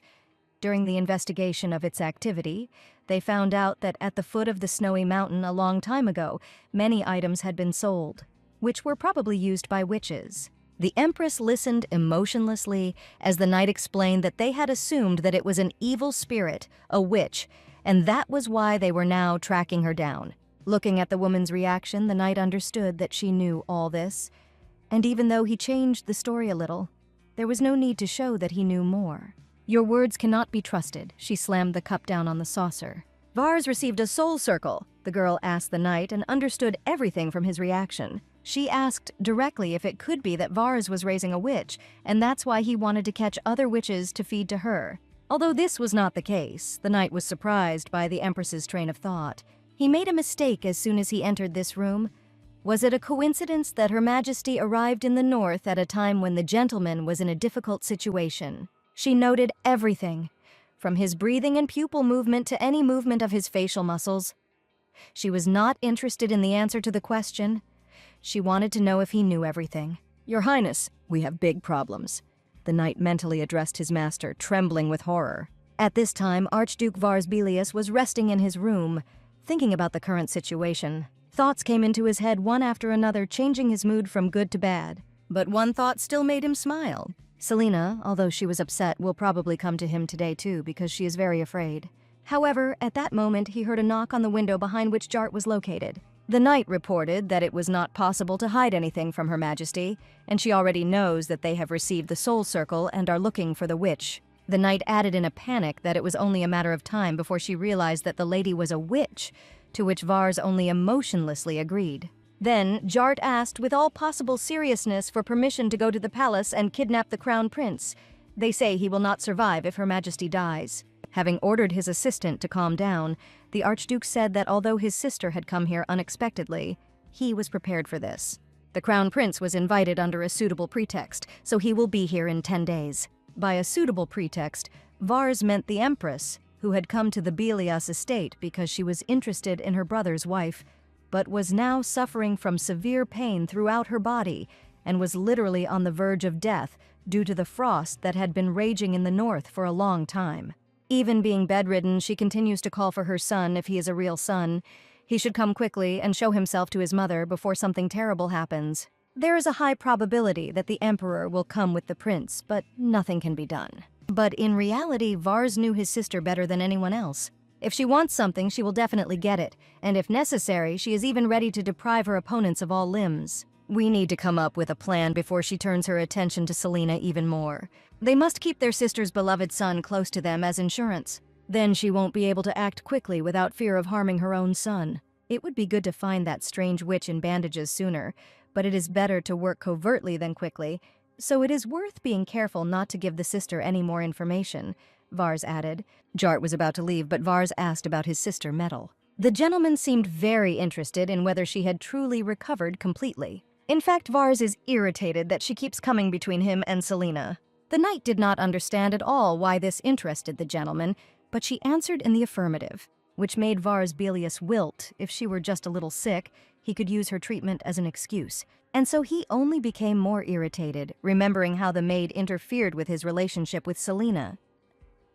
Jart understood everything differently than it actually was, and was touched by the fact that the gentleman opened his heart to love and could now understand the feelings of other people. For him, too, family is more precious than anything in the world, and for Her Majesty, the Crown Prince is the main treasure. After he encountered perhaps his only weakness, his humanity was awakened. Finally, spring had come to the north. The knight rejoiced. The joyful knight said that thanks to the care of the master, his sister is now in very good condition. Her eyesight is also good, and she can move normally, so she does not need additional treatment. Vars was tired of listening to the knight's rantings, and besides, he missed Selena very much. At this time, the girl went out onto the balcony to breathe in the fresh evening spring air. There were billions of stars shining in the sky above her head. It really was a beautiful place. A sound below caught her attention, and looking down, she saw a rider on a horse. It was Archduke Vars Belius himself out for a walk. She looked at him with admiration. This man was her husband, the most reliable and handsome man in the world. Come to think of it, what happened to that man named Robin? If Selena hadn't known Vars so well, she would have thought that he had long since been eaten by rats and birds. But when she got to know him better, he turned out to be completely different. He is amazingly kind, caring, a little shy, but very attentive. The girl also remembered that he also gave her a bracelet. She immediately lifted her skirts to look at the gift dear to her heart. But she was interested in how he was filming. After all, it was Vars who gave it to her, and she wanted to treat it with care. But no matter how she twisted it, she couldn't see the clasp anywhere. The girl thought about it for a bit, but decided not to strain herself too much, because later she would ask Vars everything she wanted. And from these thoughts and pleasant memories, I blushed slightly. Although he is a little harsh, he is a good husband for her. Of course, his joke with the ghost was a bit harsh and hurt her a lot. But at least Selena doesn't think he would hurt someone without reason, Most likely he sent Robin to his hometown. He also warned him never to come to the north again. The beautiful girl looked dreamily into the distance from her balcony, breathing in the fresh evening air. But she was interested in where the soul of the real Selena, in whose body she found herself, went. Originally, all this was supposed to belong to her, but she wants to stay here forever. Does that mean she is greedy? She genuinely feels sorry for the real Selena. But maybe I should pretend she doesn't know anything and just move on. All this time, while Selena was thinking on her balcony, Vars was watching her carefully. And the girl's face was so pure, open, and inspired that it was impossible to take your eyes off her. This incredibly beautiful witch is my wife, the man thought with delight looking at her. Maybe she will come to his bedroom tonight too. A new day has arrived, brightly illuminated by warm spring sunlight. The man's foot drummed nervously on the floor. Vars Belia sat on his chair like a statue and was indignant about why she hadn't come yesterday. He decided that it was nothing to worry about, and he waited for her at the table in the hope that he would be able to meet her. And the girl didn't keep him waiting. She came up to him with a smile and asked how he slept. In fact, the Archduke could not sleep and asked, slightly irritated, why she had not come yesterday. Selena sincerely didn't understand why she had to come to him yesterday at all. Then the man explained that he thought that she was afraid of Nephis and would come to him. The girl's mood instantly changed. She confirmed that this had happened before, but took a few steps back from him. Pouting, she added that he had made fun of her when he told her about Nephis. It was very mean. Forgive me, Vars immediately bowed his head, feeling guilty. He added that he was wrong and asked for an apology again, looking very sincere. The girl opened one eye, thinking that she was not really angry anymore. But she likes how awkward he looks when he asks for forgiveness. And yet, one must know one's limits, she decided, and extending her hand to him, ordered him to take her to the fountain in the market. This attitude from the girl slightly offended Archduke Vars Belias, but he could not refuse her. Even though she treats him like her subordinate knight, he decides to play along and extends his hand in return. "It's an honor for me," he added, kneeling before her. And so the girl looked tenderly at the man sitting next to her. Vars also looked at her, slightly embarrassed by her direct, open gaze. They sat together by the fountain in the market square, enjoying each other's company. But the sweet couple had some involuntary observers. The Empress looked at them from the window of her hotel room and was surprised that they weren't ashamed to sit like that.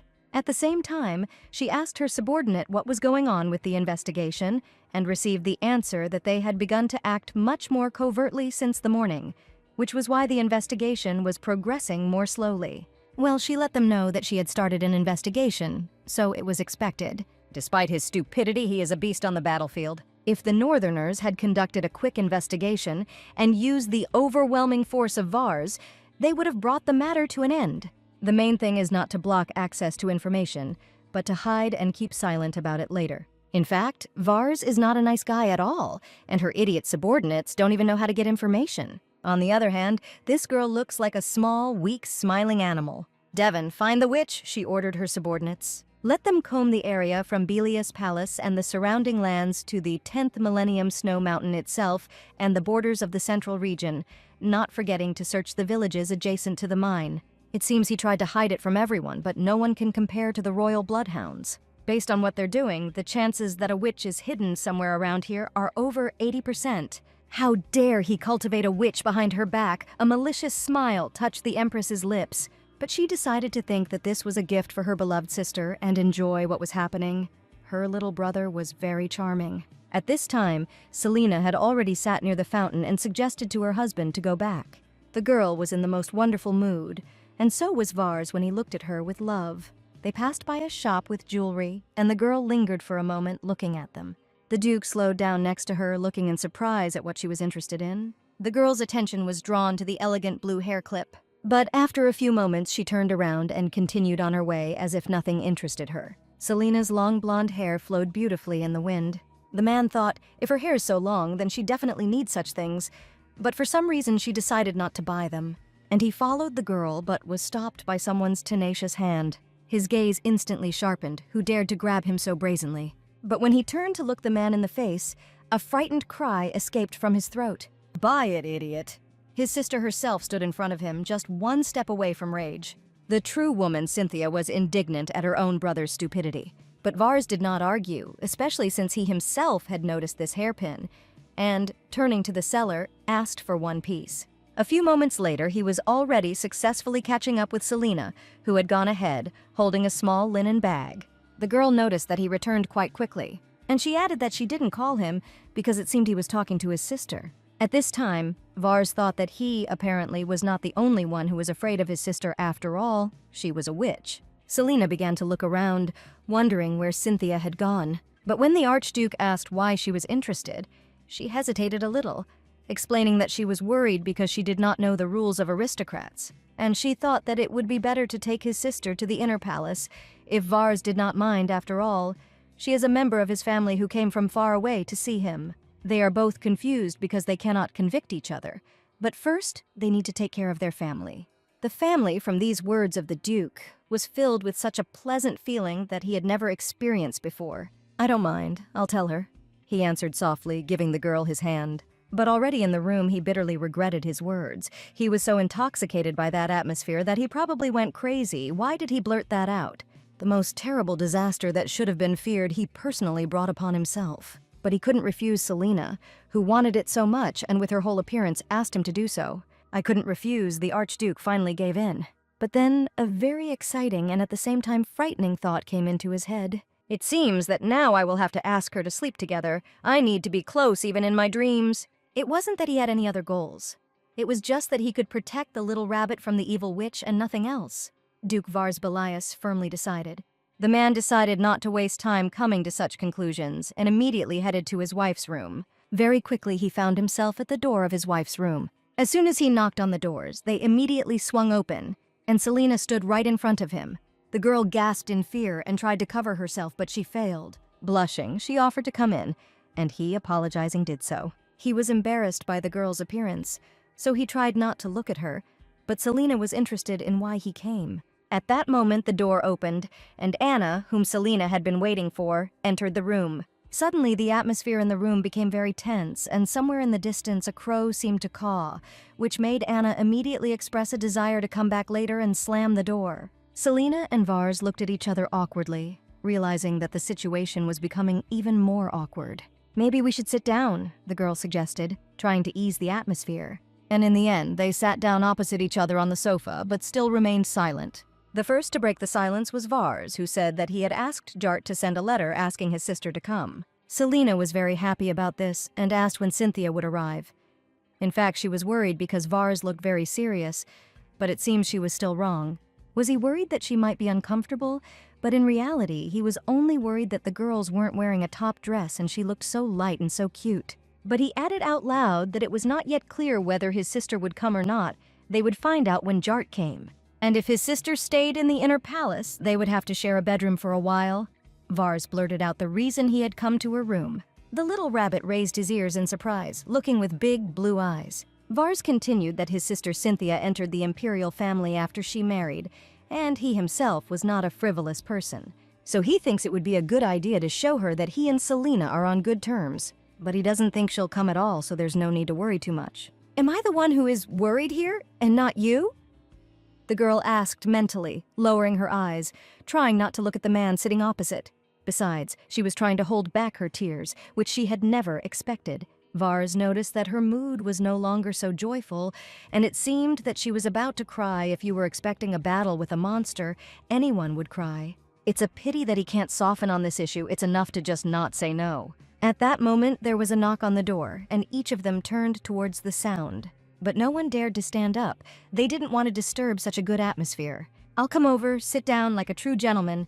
Vars nevertheless stood up first. Opening the door, he asked rather rudely what he needed. Jart was behind the door. The knight was greatly agitated and was interested in what was written in this letter because Her Majesty immediately replied that she would arrive at the inner palace tomorrow. Crossing his arms over his chest, Vars explained that the Duchess had expressed a desire to invite her to come, so he had simply asked his sister's opinion. "So you're saying she'll come tomorrow? I get it," Vars replied, and tried to slam the door, but Jart stuck his foot out. The knight was worried and wondered if this was temporary, because tomorrow was a full moon, and they didn't know when she would return to the capital, but they couldn't allow her to be in the inner palace forever, and it wasn't that you were against it, but they needed to come up with an excuse for where she would leave. At this moment, Selena, who was in the room, listened attentively to the conversation, but did not understand everything. An awkward silence fell between Vars and Jart, each thinking that something unnecessary might have been said. Jart was most worried that tomorrow's situation might look like an eagle had been released into the forest with squirrels, and that was definitely not something he could allow. "Full moon," Archduke Bilius drawled. And he added that in any case, they would sleep in the same bedroom tonight, at the same time ordering Jart to tell Anna to move the Duchess's things to his room. Without listening to the knight's objections, he persistently escorted him out of the room. Tomorrow was the full moon. Vars couldn't believe he had forgotten something so important. But now there are more important things to do, and he returned to the girl waiting for him. Vars told her that it was Jart who said that his sister would arrive tomorrow. He also added that he asked her to help her move into his bedroom right now, and also suggested taking a walk while it was a mess. Selena wrapped herself in a light robe but agreed to his proposal. The man noticed that if she continued to walk like that, she would definitely catch a cold, so she asked him to give her a towel. The girl did not expect this at all and was quite loudly surprised, but still fulfilled his request. Duke Vars Bilius carefully dried his wife's fair hair with a fluffy towel. Selena sat, trying not to move, while Vars dried her wet hair. This had happened before, but now she felt very strange. It seemed that tonight would definitely be their first wedding night. The man carefully and thoroughly dried the girl's wet hair for quite a long time, enjoying her company. Removing the towel from his hair, Vars took a strand in his hands and ran it through it. "It tickles," the girl noted, and the man immediately recoiled. He was afraid that he had hurt her, and immediately tried to justify himself by saying that it was an accident, causing the girl to laugh, and she explained that it didn't hurt at all. And she thought that, on the contrary, these touches seemed so pleasant and gentle to her. Sitting like this with him in front of the fireplace, she forgets all the bad things that happened, and her heart flutters again. A few hours later, deep night fell on the palace, and the young people returned to the room. It seemed that everything was ready, and they could go in. It seemed like nothing had changed in the room. There were only things from the closet and the girl's dressing table in it. If they were to live in the same room with Vars, would his attitude towards her be the same as before, when he so tenderly dried her hair? If he acted this sweet every night, her heart would stop completely. At this moment, Selena was worried about something else that would spoil her mood enough. Vars was still standing at the threshold of the room, and the girl thought that he was going to come in. "I need to go somewhere. Go to bed first," he said in a colorless voice, and left the room. Selena didn't even have time to be surprised before she found herself completely alone in the room. The man instantly slammed the door and leaned against it from the other side. He is so nervous that he cannot be alone with her. But first he needs to meet his sister. The girl looked at the locked doors for quite a long time. A huge lump of disappointment was spreading in her soul. Seriously, he just left, just like that, indifferently. The girl's hands clenched into fists powerlessly. A nasty and vile man. Tears appeared in her eyes and her legs gave out. Why did I even like him? She lowered her head and burst into tears. No one in the palace could even imagine what Selena Bilius was feeling behind the closed doors of her husband's room. The Duke at this time went to the room where his sister was located. He gently knocked on the door and took a step forward into the room.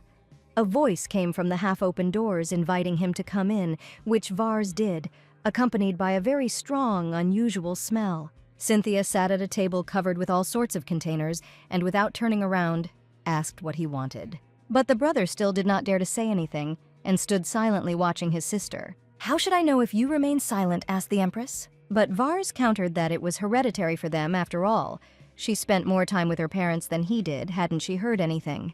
And now Cynthia remained silent in response, not rushing to answer his question. "Do you remember the story about the witch Beliasa and the giants?" she finally turned and asked her brother. Vars remembered that when he was little, his mother told him this tale before going to bed. Yes, this story was passed down from generation to generation, like the myths about the foundation of the world. When the first great Duke Levidas Belias came to the north, there was already a witch and 2 giant brothers living in that place. They showed friendliness to Levidas, and the story goes that soon all 4 became friends and laid the foundation for the development of the north. The giants who have mastered the power of the ancient demon Crodon are radically different from the witches. They are hybrids born between Crodon and a human woman, and they directly inherit the demon's power. It was an offer for their family to receive help from transcendental beings. After the curse of Vars first appeared, Cynthia researched everything related to it, but found nothing that suggested someone was deliberately trying to hide it. As Vars knows, the average age at which noblemen in this country marry is around 24, 28 years old. This is a big difference from their family, where they get married at about 18 years old. Isn't it strange? The Empress asked her brother, and received an affirmative answer. There is more backstory in a myth than in a fairy tale. The tragedy of Belias began with the witch falling in love with Levidas. The witch, who never shied away from any trouble, went mad with anger and betrayal when he married another woman. Everything that awaits you ahead will sink into oblivion. This is the curse she bestowed on Belias. But not all of the friends cursed Levidas. The giant, the respected eldest of the brothers, blessed the couple's eternal love. The giant, the mischievous younger brother, was full of curiosity to know how the couple's first night would go, but Levidas caught him and scolded him. However, he had no evil intent and was forgiven. In order to regain Levidas's trust, he was given spells for children that help stabilize and develop their inner world. Fortunately, the magic of the younger giant lifted the witch's curse of destruction. Therefore, the descendants of their family would have a chosen one at the age of about 10 years, and as soon as the curse manifested itself, a ceremony was held. After the first night had passed, the curse disappeared without a trace. These words of her sister made Vars think deeply. The reason he had to fight on the battlefield is because Vars couldn't get rid of the curse because their parents died too young. And when Cynthia found out all this, it was too late. Besides, Vars has already announced that he's leaving the war. He also said that he would get married right away, and so she thought that the curse would soon be lifted and did not even get involved with him. You said it starts with marriage, Vars asked again, becoming more and more immersed in unpleasant feelings. To be precise, marriage ceremonies, the sister answered, and a perfectly logical thought occurred to her since the curse was still unbound. And you still haven't consummated the marriage, she asked angrily, and Vars only lowered his head guiltily. He could not bear the thirst for murder that overcame him every 15 days. It seemed that among all his feelings and desires, only the vicious ones prevailed in him. When dawn came the next day and the sun lit up the horizon, he felt helpless. Due to the inability to control his own body for several hours, due to the fact that he became a real monster, it seemed to Vars that he would never be able to feel anything resembling happiness. The news that after the first wedding night, the curse disappeared without a trace, gave him some hope. And is it really the case that he went through all this only because there was no one nearby who could reveal the truth to him? Damn it, the sudden realization hit him painfully. It's not that he didn't do it. He didn't even have his first kiss. Cynthia only now realized what her brother had done, or rather, not done. You still haven't consummated the marriage. His sister's words fell like a stone on his head. She thought with disappointment that all this was reminiscent of the fairy tales about love that her mother told her when she was a child, and that this blockhead, her brother, took after their father. Well, what a fool, the country needs him. But nevertheless, the girl said that she had prepared a potion that would help him tomorrow. And I asked him to stop sitting there like he was a dog abandoned in the rain. It looked really weird. The next morning, Vars was up very early and fully dressed, waiting for Selena to wake up. The girl slept peacefully in his bed, exhausted by the events of the previous night. Sitting on the edge of the bed, he thought that she was so disgusted by the thought of sharing a bed with him that she even fell asleep in tears. But there must be a reason why she accepted this offer. Will he be able to use this reason to persuade her for just one time? The man felt uncomfortable with himself and his thoughts. He felt like a real scumbag for having such a disgusting thought in his head. He put his hand into the inside pocket of his vest and pulled out a small linen bag. Vars wanted to give it to her, but the packaging was damaged, just like him. She probably hates the thought of loving a monster like him. But he agrees to remain cursed forever as long as Selena stays with him. The man carefully took a golden strand of hair and brought it to his nose. And the next second, frightened by his actions, he instantly recoiled from the bed, thinking about what to do. After a moment of panic, he quickly ran out of the room. However, the girl did not sleep all this time. She saw and felt everything he did. Just now, Vars was stroking my hair, she thought with a trembling heart, and her gaze fell on the linen bag lying nearby. She picked it up, thinking that the Archduke had forgotten something. Opening the bag, she was surprised to find in it a hairpin that she had caught her eye at the market. The girl instantly got out of bed and went to the mirror standing nearby. Trying on the hairpin, she began to think that Vars liked her. Could she think so? He made it clear that he did not want to share a room with her, but he prepared a gift for her. Selena thought that he was not at all. But by spending money, taking the time to look after her, she thinks she can afford to be more active with him in the future. At that moment, the Archduke returned to the room, taking the girl by surprise. He came in the midst of her thoughts, and her thoughts were rushing about like a frightened bird. The girl tried to find an excuse to touch him, maybe fix his hair, but decided that it was stupid. She decided to act actively to get closer to him, so she grabbed him by the clothes, unable to utter a word. But what to tell her to make it sound cute? What things do men find charming? "I was waiting for you," she said in a trembling voice, trying to look him in the eyes. However, this had the exact opposite effect, causing Vars to freeze in horror. Ashamed of her behavior, she realized that she had said something stupid. Selena lowered her head, thus burying her face in his chest. But Vars, surprised by her behavior, gently stroked her head. "Are you cold?" he asked the girl with concern, worried that she was sick. Selena pulled away from his hand, assuring him that she was fine. The Archduke insisted that she should stay warm, as she was wearing light clothing, so he sat the girl down on the bed and covered her with a blanket. In fact, he was extremely relieved that she was okay. For a second, he thought she had suffered aphasia from the shock of having to share a room with him, because she uttered words that were unusual for her. But now she started talking as usual, however. What the hell was that? Maybe she just wasn't fully awake yet. Selena's goal was achieved. The Archduke was charmed by her sweetness. Closer to lunchtime, a carriage quickly drove into the residence. The woman who emerged from it could not believe that she had to travel such a long way for Vars. "I was waiting for you," the head maid who greeted her said respectfully. "We haven't seen each other for a long time, Anna," the Empress replied amiably. The maid's eyes sparkled with genuine respect for this great woman. A few years ago, she sent her to the Bilius Duchy, with an order that only Knight Anna could carry out. And now, the head maid Anna stood before her Empress with bated breath. Cynthia asked if anything interesting had happened during her absence and received a negative answer. Smiling, she added that she would take her word for it. For the sake of the Empress, Anna is ready to do anything, and she knows it. Knight Anna was one of the few people who inspired Cynthia's unconditional trust. "Then let's go visit my dear daughter-in-law," the woman said. When Anna was 20 years old, Lady Cynthia went to the capital to avenge her father. She also followed her to the central part of the country and joined the Imperial Knights. Her goal was to help the lady take revenge and make those people suffer in the same way. When the lady finally got her revenge, she personally asked her for something personal. "They say that this stupid youth literally lives on the battlefield," the Empress began, and she ordered Anna to help her brother Vars and Bellius in everything. A true knight, Anna accepted her mistress's order without question. She intentionally got injured and left the knights. Going to Bellius, she began to serve Vars. And now, after so many years, the Empress came to her homeland again and really wanted to see her daughter-in-law. She never even sent a letter asking how Anna was doing, but it didn't matter. Mrs. Cynthia was always like that. She swore to serve her for the rest of her life, and the Empress is the most influential person for her. It seems that whenever she is faced with a choice, the first thing she will think about is always the mistress. But Anna was not at all against this turn of events. She felt that this was her destiny. Selena tried on the new gift from her husband and happily showed off in front of the mirror, looking at herself from all sides. Vars also did not take his eyes off his beautiful wife for a second. "Beautiful?" the girl asked, turning around and smiling charmingly, and the man nodded vigorously, mentally adding that she was always the most beautiful. The girl blushed slightly and thanked him for such a wonderful gift. However, her words puzzled the Duke a little, and Selena was puzzled after him. "I meant you, not the hairpin," the man decided to explain. These words made the girl blush even more and become embarrassed, and she even mentally screamed in surprise. She couldn't say anything.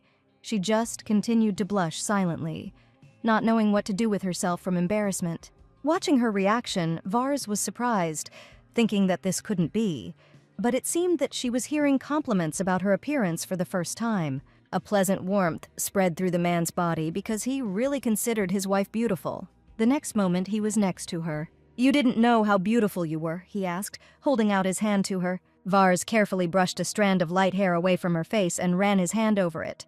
The intimate moment was interrupted by a knock on the door. It was Jart who arrived, and he got quite scared when, in response to his knock, something crashed loudly from the other side. The next moment, the door opened slightly, and Duke Bellius's face appeared in it, wondering what had happened.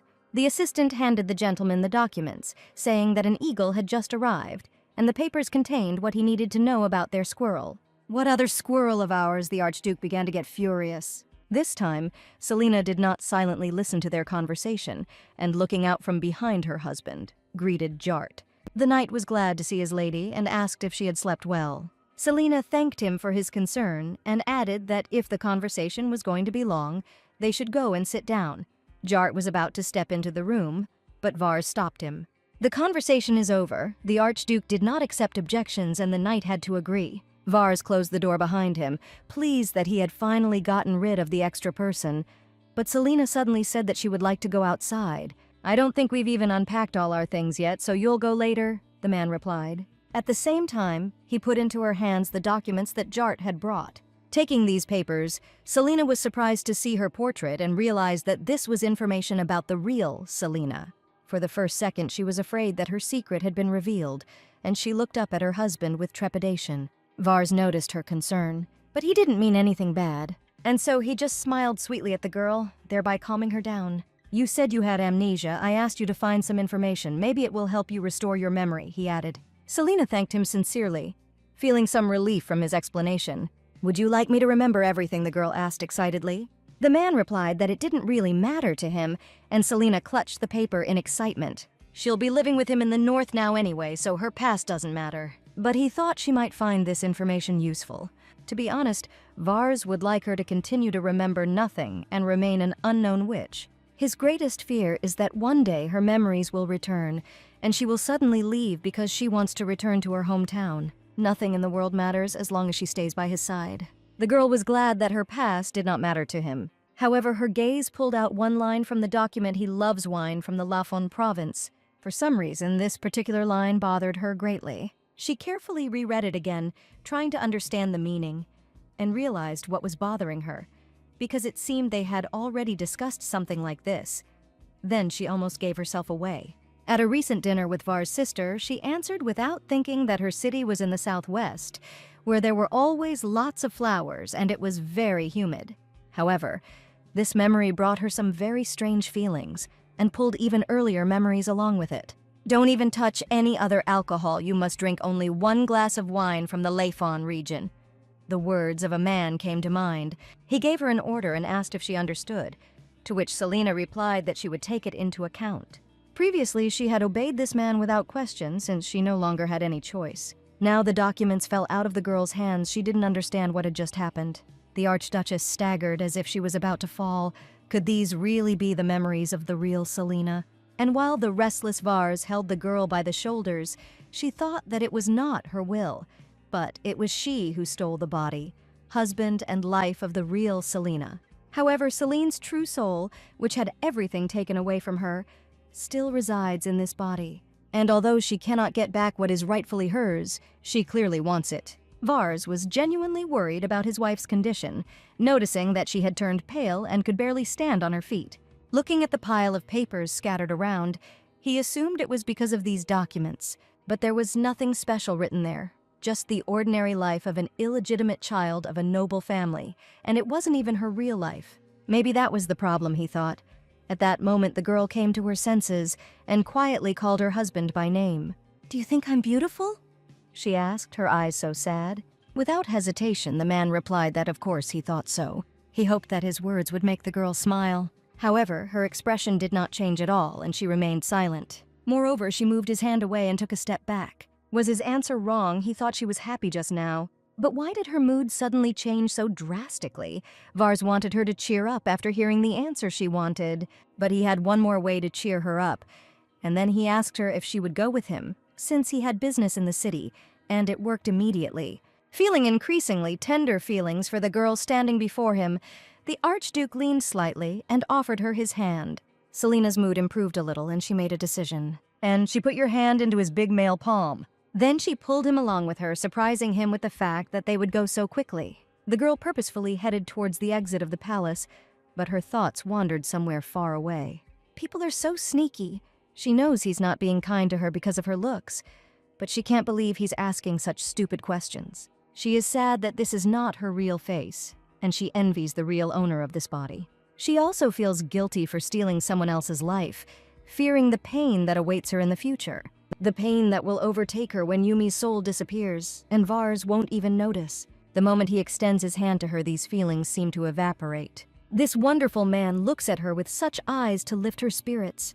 But still, the girl decided that she would think about the future later, and now she would just enjoy the moment. She doesn't know what will happen next. The person she likes now is Vars Bilius, and she will definitely be his beloved, the girl decided. and stopped for a second, turning sharply towards him. In a rush of feelings, she pressed herself against the broad male chest in some semblance of an embrace. The Archduke immediately felt the touch of a young, firm breast on his hand, and out of the corner of his ear, he heard her question about what business he had in the city. Trying to contain his rising feelings, he mentally wondered what business the Grand Duke of the North could have in the city.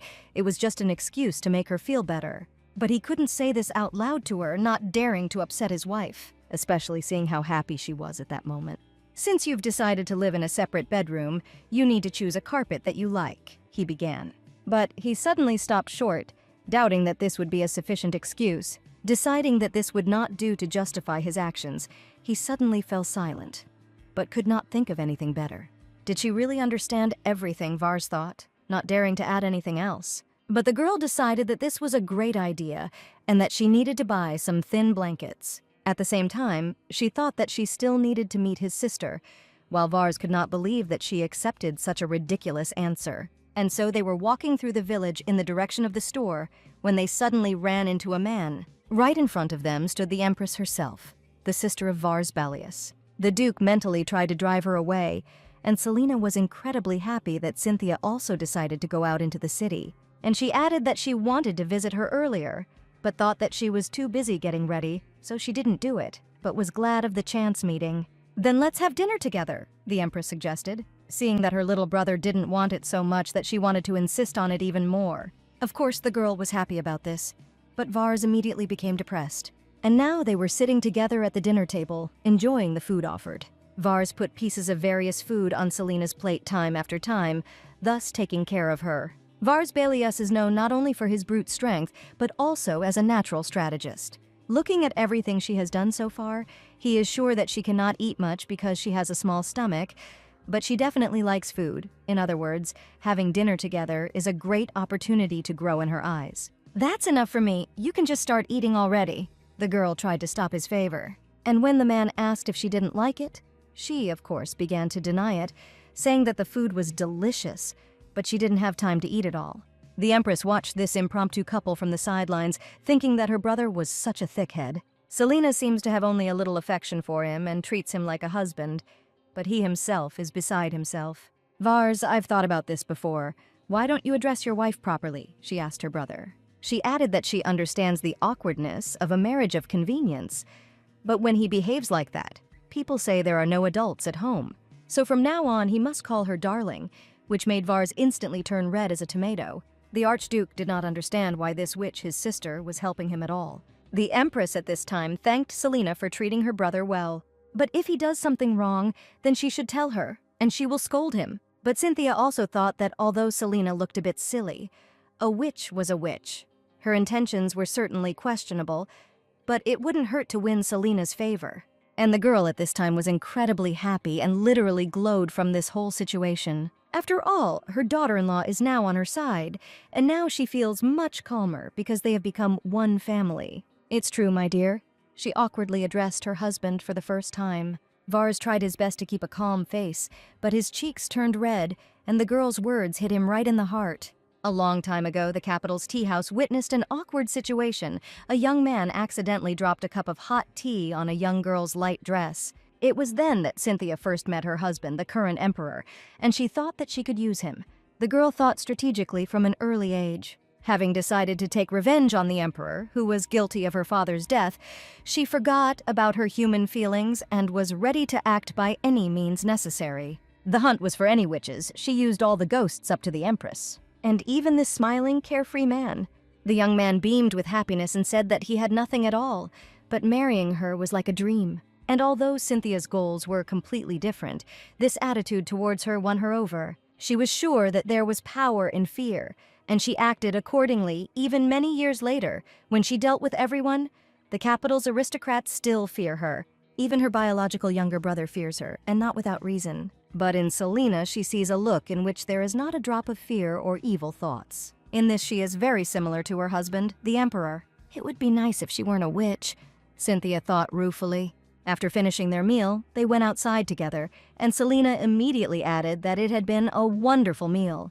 The happy girl literally danced her way down the street, and Vars was detained by the Empress. She threw a small bottle into his hands, and only then explained that it was the medicine she had promised him. It contains Tyrant, so you might want to think twice about taking it or not.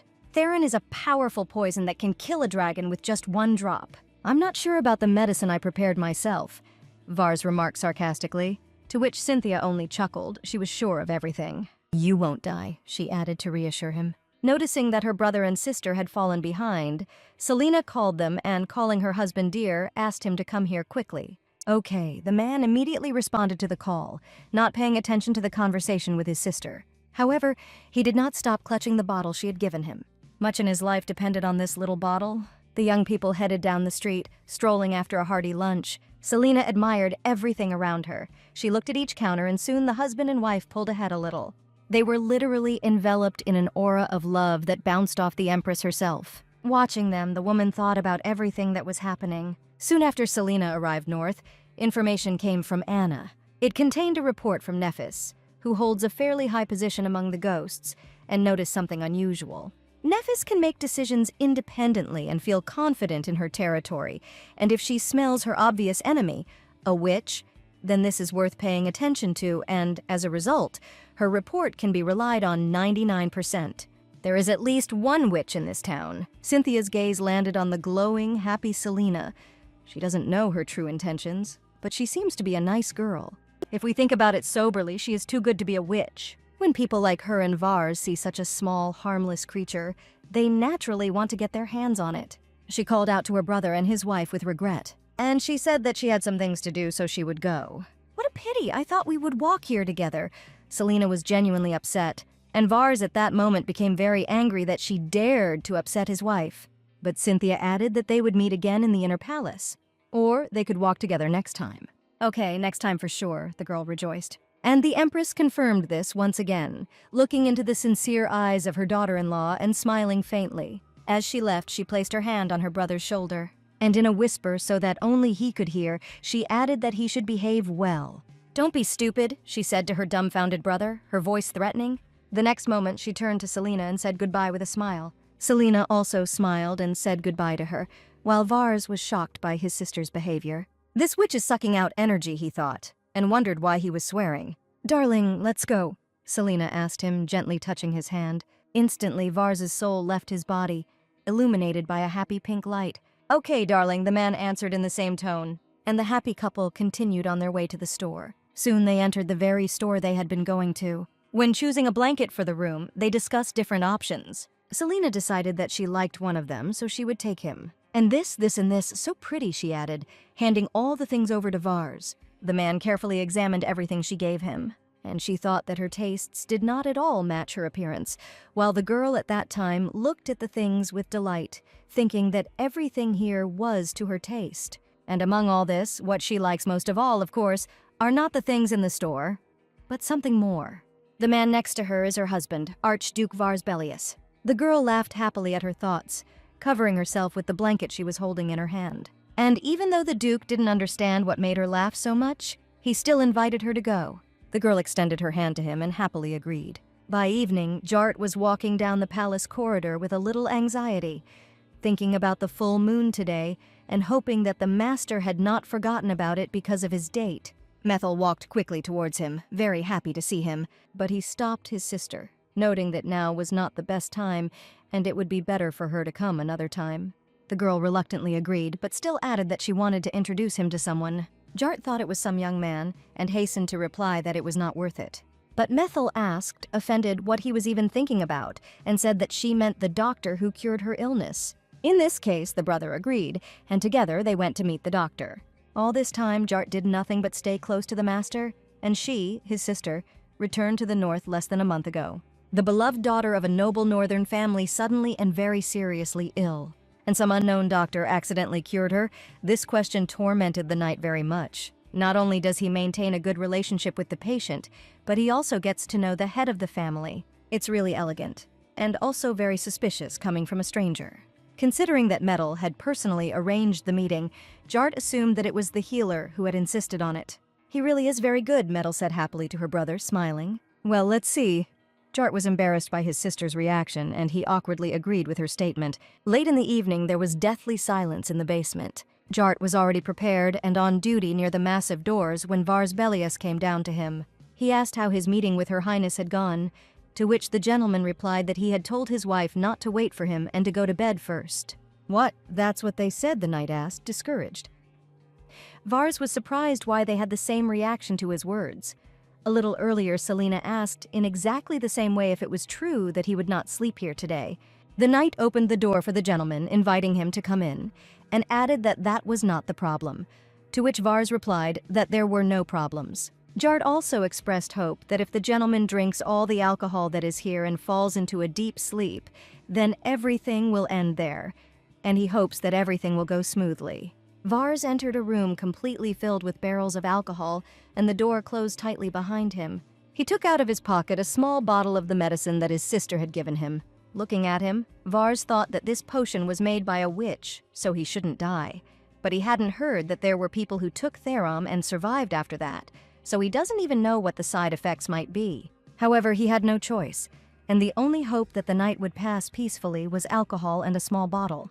Without thinking twice, he poured the liquid into his mouth. Before, people just drank and didn't think about any side effects. Even if something went wrong, Jart would take care of everything, the Archduke decided, uncorking the first barrel of alcohol. But his thoughts were about something completely different, or rather about a certain person. When Selena was choosing a blanket in the store, she looked so happy and expressed her joy so sincerely. And Vars now reproached himself for not even being able to kiss this lovely girl. Even if he got punched in the face, it was worth trying. After all, she is his wife, the man thought, feeling the effects of the alcohol he had drunk. What is she doing now? The man wondered, closing his eyes. At this time, Selena was sitting in their shared room in front of the mirror. The girl had just come out of the bathroom and was thinking that her husband wouldn't come today, but at least they had chosen a new carpet and blanket. If something happened, why can't he just tell her? She is his wife after all. She doesn't deserve his trust. The girl became sad. She wants to stay with him a little longer, because no one knows what will happen tomorrow. In the reflection of the mirror, the girl saw a small chest standing behind her. This was the box with the things of the real Selena, she realized. And at that moment, two ghosts appeared behind her, watching her. And while the girl was looking closely at the chest, these ghosts were looking closely at the girl. It seemed that the night passed quite calmly, and behind closed doors it was quiet. At some point, the doors started to twitch from the inside, and the lock hanging on them started to shake, which greatly frightened Jart, who was guarding the doors. A few moments later, several powerful blows were heard. They were followed by such a loud sound and a push of such enormous force that the door literally crumbled into pieces. And on the threshold appeared the Archduke in his bloodthirsty state. His gaze spoke for itself. The monster demanded blood. Having no idea what was happening in the basement of the palace, the girl saw a small chest standing behind her in the reflection of the mirror. This was the box with the things of the real Selena, she realized, and at that moment two ghosts appeared behind her, watching her. Selena sat down in front of the chest in confusion, wondering what to do. She debated whether she should just leave it alone until the real Selena returned, or throw it all out and fill the box with new things. But for now, the girl decided to see what was there, even though she was afraid of feeling out of place again. Now this was her life, her memories, and she had to move on. "I'll have a look and then decide," the girl decided, gathering her courage. She carefully opened the lock and lifted the lid of the mysterious chest. Inside the box were neatly stacked several books, another small chest, and a bow and arrows. And that's all. The girl was surprised seeing such wealth. Taking only these things, leaving her hometown and coming to the far north, this is what Selena did. What was she thinking at that moment? Did she expect that her body could be taken away? And Selena realized that she couldn't throw it away, but she thought about how to humanely get rid of all these things. It would be better if there were good dishes here, and not just personal things, because if she threw it away, she would have nightmares. At the very top of the chest lay items that were not typical for a girl. The girl took the bow and arrows in her hands in surprise. Feeling strange, she rose to her feet, still holding the weapon in her hands. And then she pulled the bowstring, although she had never done this before. Something so familiar. What kind of feeling is this? She wondered. And then I realized that she pulled the bowstring so naturally, although she had never done archery in her life. It just seemed like it. Enough thinking about it, she tried to get rid of the obsessive thoughts, and all this time the ghosts were watching her closely. However, she was distracted from her painful thoughts by a loud noise outside the room. It's so noisy outside today. What's going on there?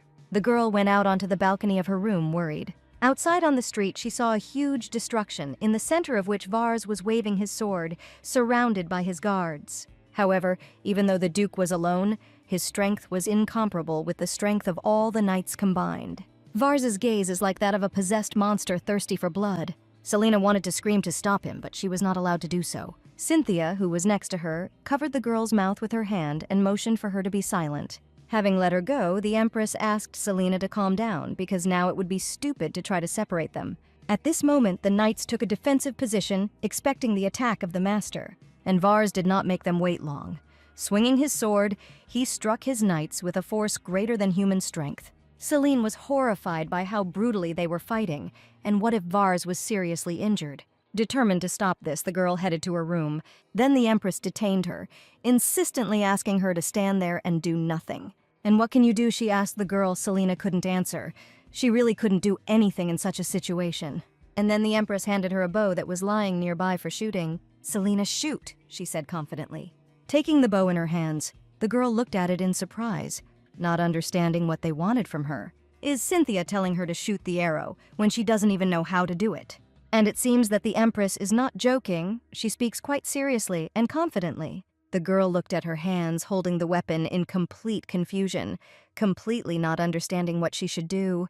Considering all the information that Cynthia received, it can be said that she knows the most about Selena's past. They checked everyone who had ever spoken to her, so they were able to collect a huge amount of information, including about relatives. And this is quite enough to recreate Selena's life in her hometown. But the more she learns about her, the stranger she seems to her. The girl who rode a horse every time but never rode one in the north. She loves flowers and herbs so much that she grows them herself to dry and brew tea. But in the north, she doesn't even pay attention to flower shops. The village girl living in the southwest was definitely not a witch. No witch has ever forgiven the kind of father she had. The one who appeared in the north before her eyes? Who is she? That was the main question. Even if Selena can do everything else, the experience can't be faked. They say she loved horseback hunting, so she should know what to do just by looking at a bow. Whether she became a witch or the witch changed her, she had to take a risk, Cynthia decided. "Pull the bowstring. If you don't help, Jart might lose his arm," the Empress added, urging Selena to take action. Her words had an effect because the girl raised her head confidently. The red moon was in full force, making Vars Bellius thirst for blood. As Cynthia said, Selena can't let this happen. If this continues, it will be dangerous for both Vars and Jart. So the girl put an arrow into the bow and took a comfortable position on the balcony to shoot. She only prayed for Vars to come to his senses. Raising her hand, she concentrated her gaze and directed it towards the raging Archduke. Gathering her courage, the girl pulled the bowstring and released the arrow. The Empress created a potion that combined a powerful sleeping effect and a spell that slightly weakened the instincts and turned the thirst for destruction into a thirst for affection. If she had more time, she would have tried to make this thirst express itself in a more noble way. Unlike the witch who cursed the Bellius family, there is something else. The blessing bestowed by the giants, descendants of the ancient demon Croden, is likely to be much more powerful. So the spell she casts will merge with the giant's blessing and be able to suppress the curse. They say that after the first wedding night, the curse will be lifted. As long as Selena plays her role well, there is nothing to worry about. The arrow fired by the girl whistled a centimeter away from the raging Archduke, although it did not harm him. But it made me pay attention to the person who released her. Selena stood on the balcony of her room, her bow drawn, ready to release another arrow at any moment. The first time she put an arrow into the bowstring, she experienced a very unusual feeling. She didn't know what to do after the bowstring was pulled. With strange feelings, her body moved on its own. After firing her first arrow, she was surprised to notice that she had almost hit the target. Although the arrow did not harm Vars, he nevertheless drew attention to the shooter who had fired it, which made Selena a little scared. Driven by the curse that had given him strength, the Archduke left his previous victim and turned towards the girl. In one jump, he found himself on the second-floor balcony where Selena had just been. Although Jart was seriously wounded, he was worried about catching up with his master, because if he came to his senses, he would definitely die from what he had done. But before he could move, another man approached him, which surprised him greatly.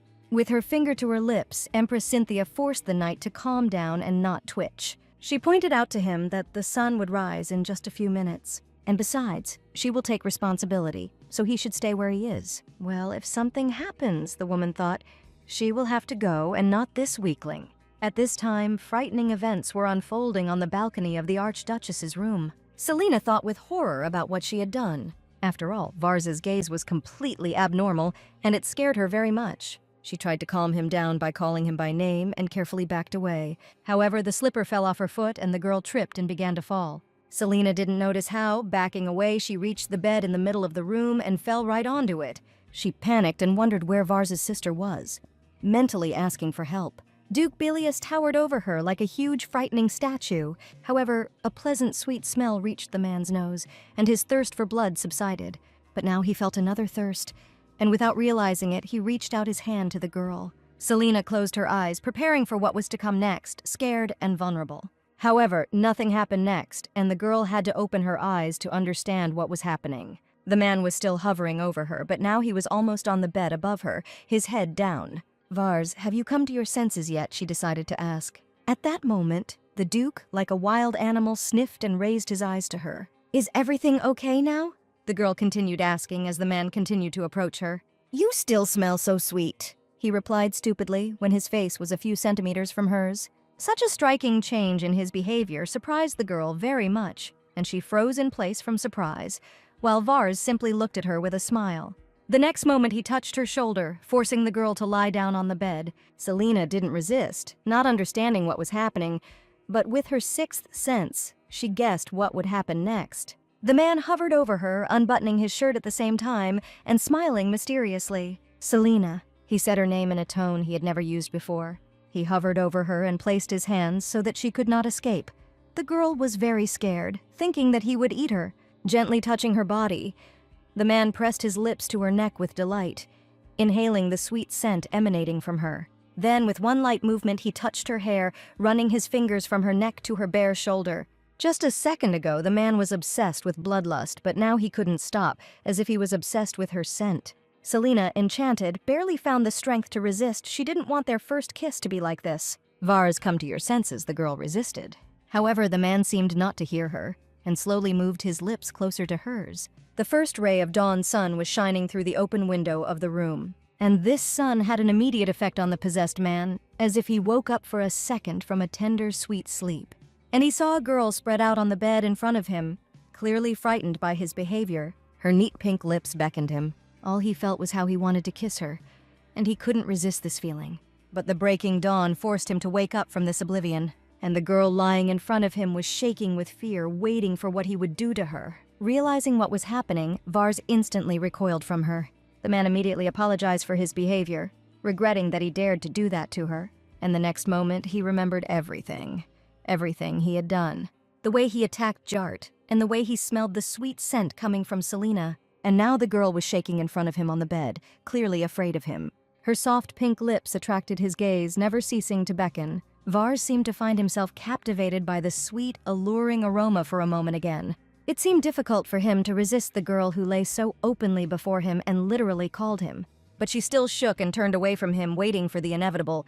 But this inevitable never came. Vars realized that he was still not himself, and was surprised at what he was thinking about now. And the man also hopes that she will feel a thrill when she remembers her first kiss, experiencing a feeling of tenderness. But now, without the intoxicating attraction, Vars gently stroked the girl's cheek, brushing away a strand of hair that had fallen onto her forehead. "Forgive me." The man carefully leaned down and kissed the frightened girl on the forehead, which greatly surprised her. For the first few moments, the girl looked at him in surprise, because she was preparing for the worst possible outcome. And then her eyes filled with tears, and Selina burst into tears. Sitting up in bed, she said through her tears that she thought he was going to eat her. Holding the girl in his arms, Vars calmed her down, saying that he had not intended to do anything like that, and asked for forgiveness for his behavior. "I'm sorry I scared you. I never meant to hurt you." He hugged the slightly shaking Selina. The girl was crying at this time and felt a huge relief that it was all over, and hid on his chest.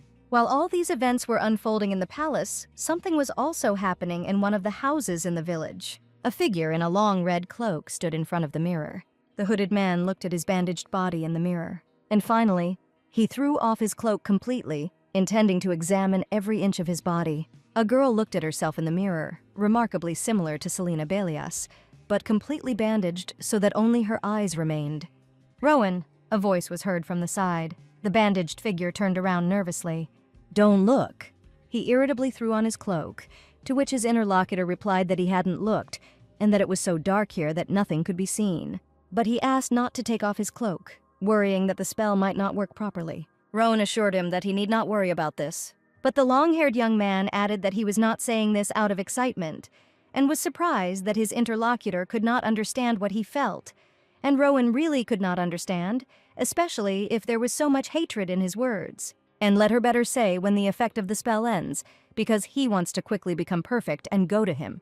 "Wait a few more days, you know. It takes time." A third character has appeared in the room. The bandaged man was indignant that everything was taking too long.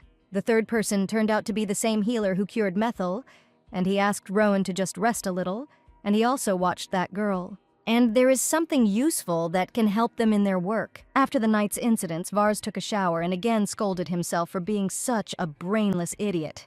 From the moment his conscience began to return to him, he regretted that he had missed such a wonderful opportunity. Selena was literally a centimeter away from him, lying on the bed almost naked. "She is so charming," the man admired, blushing at the memory. He remembered that he had been moving very quickly due to the madness of the curse, and couldn't he have at least kissed her once? "Damn, you idiot!" He angrily slapped his foot on the wet tiles. At that moment, a worried voice came from behind the door, asking if everything was okay. It was Selena who heard some kind of rumble and was worried about Vars. The Duke replied that everything was fine and wanted to say something else, but stopped short. An unexpected thought came into his head, which he liked. And he replied, without leaving the bathroom, that he felt a little dizzy, which worried the girl on duty at the door even more. "Are you sure you're okay?" "Open the door." She pounded on the door, sincerely worried about her husband. At that moment, Vars came out of the bathroom, deliberately not putting anything on himself except a small towel around his hips. Without thinking, Selena threw herself into his arms, still worried. She offered him to lean on her. She would help him get to the sofa. Vars seemed to be twice or even 3 times heavier than the girl, but she tried her best to support him. The man thought that if he suddenly lifted her by the scruff of the neck, she would not even be able to object.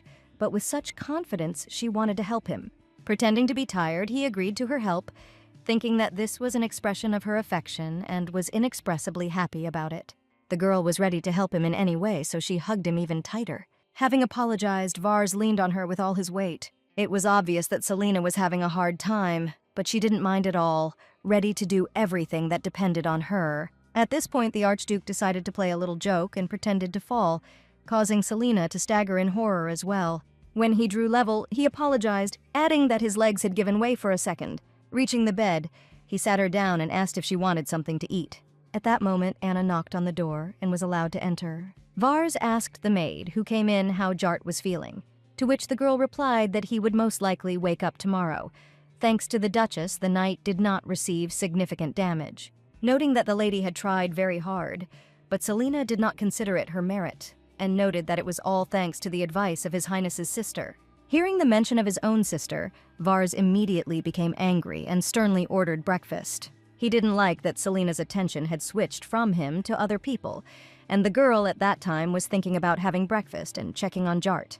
However, the first to visit Jart, who had been injured in the battle with the Archduke, was Cynthia Belias. She explained that she had something to check, and she had done as he had asked, so she might as well thank her, and at the same time handed him the bottle of medicine. Jart asked emotionally if this had anything to do with the fact that the master's anger had suddenly softened before Her Highness.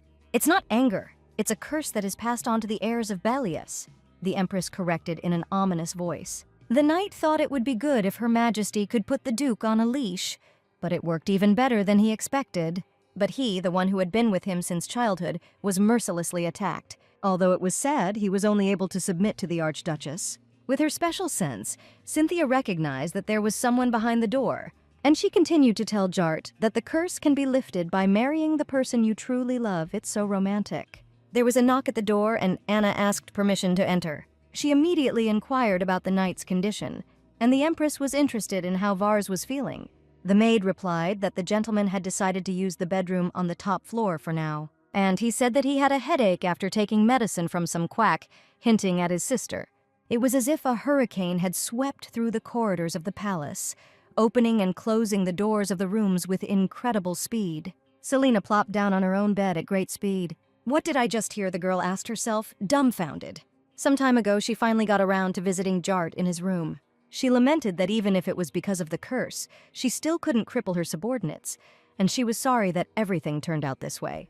As she was about to knock on the door, she heard Cynthia talking about a way to lift the curse on the Bellius family. You can break the curse by marrying the person you truly love. So romantic. This is definitely a curse that the author of this book created. And how cruel it is towards Vars, because in the original, he never knew love in his entire life and lived alone until his death. But what is true love anyway, the girl thought, hugging the pillow. She's not sure, it's all so complicated, but still. I won't give up. Selena was determined she would definitely be happy with Vars. In the midst of her thoughts, the Archduke entered the room and asked if she had seen Jart yet. The girl answered in the affirmative, but did not explain all the circumstances. She noticed that Vars was going somewhere, and the man explained that he needed to see Jart, then go briefly to the training ground and to the office of the outer palace. Having told the girl to rest, he headed out of the room, but Selena asked him to stay. We can talk a little. The girl was very determined. Her serious mood did not escape the Archduke, and he readily stopped. Last night, this curse, you know how to break it. The words came hard to her, and Vars immediately understood what she meant. Seeing his reaction, Selena apologized for her overconfidence, but she couldn't directly say that she had overheard someone else's conversation. Raising her clear eyes to her husband, the girl asked if she could help him with anything. That's enough, of course. I know how to remove the curse. Her husband rudely interrupted her, adding that it was too complicated and she couldn't help in any way. He would make sure that something like this never happened again. And with these words, he left the room. Vars slammed the door loudly, leaving the girl confused.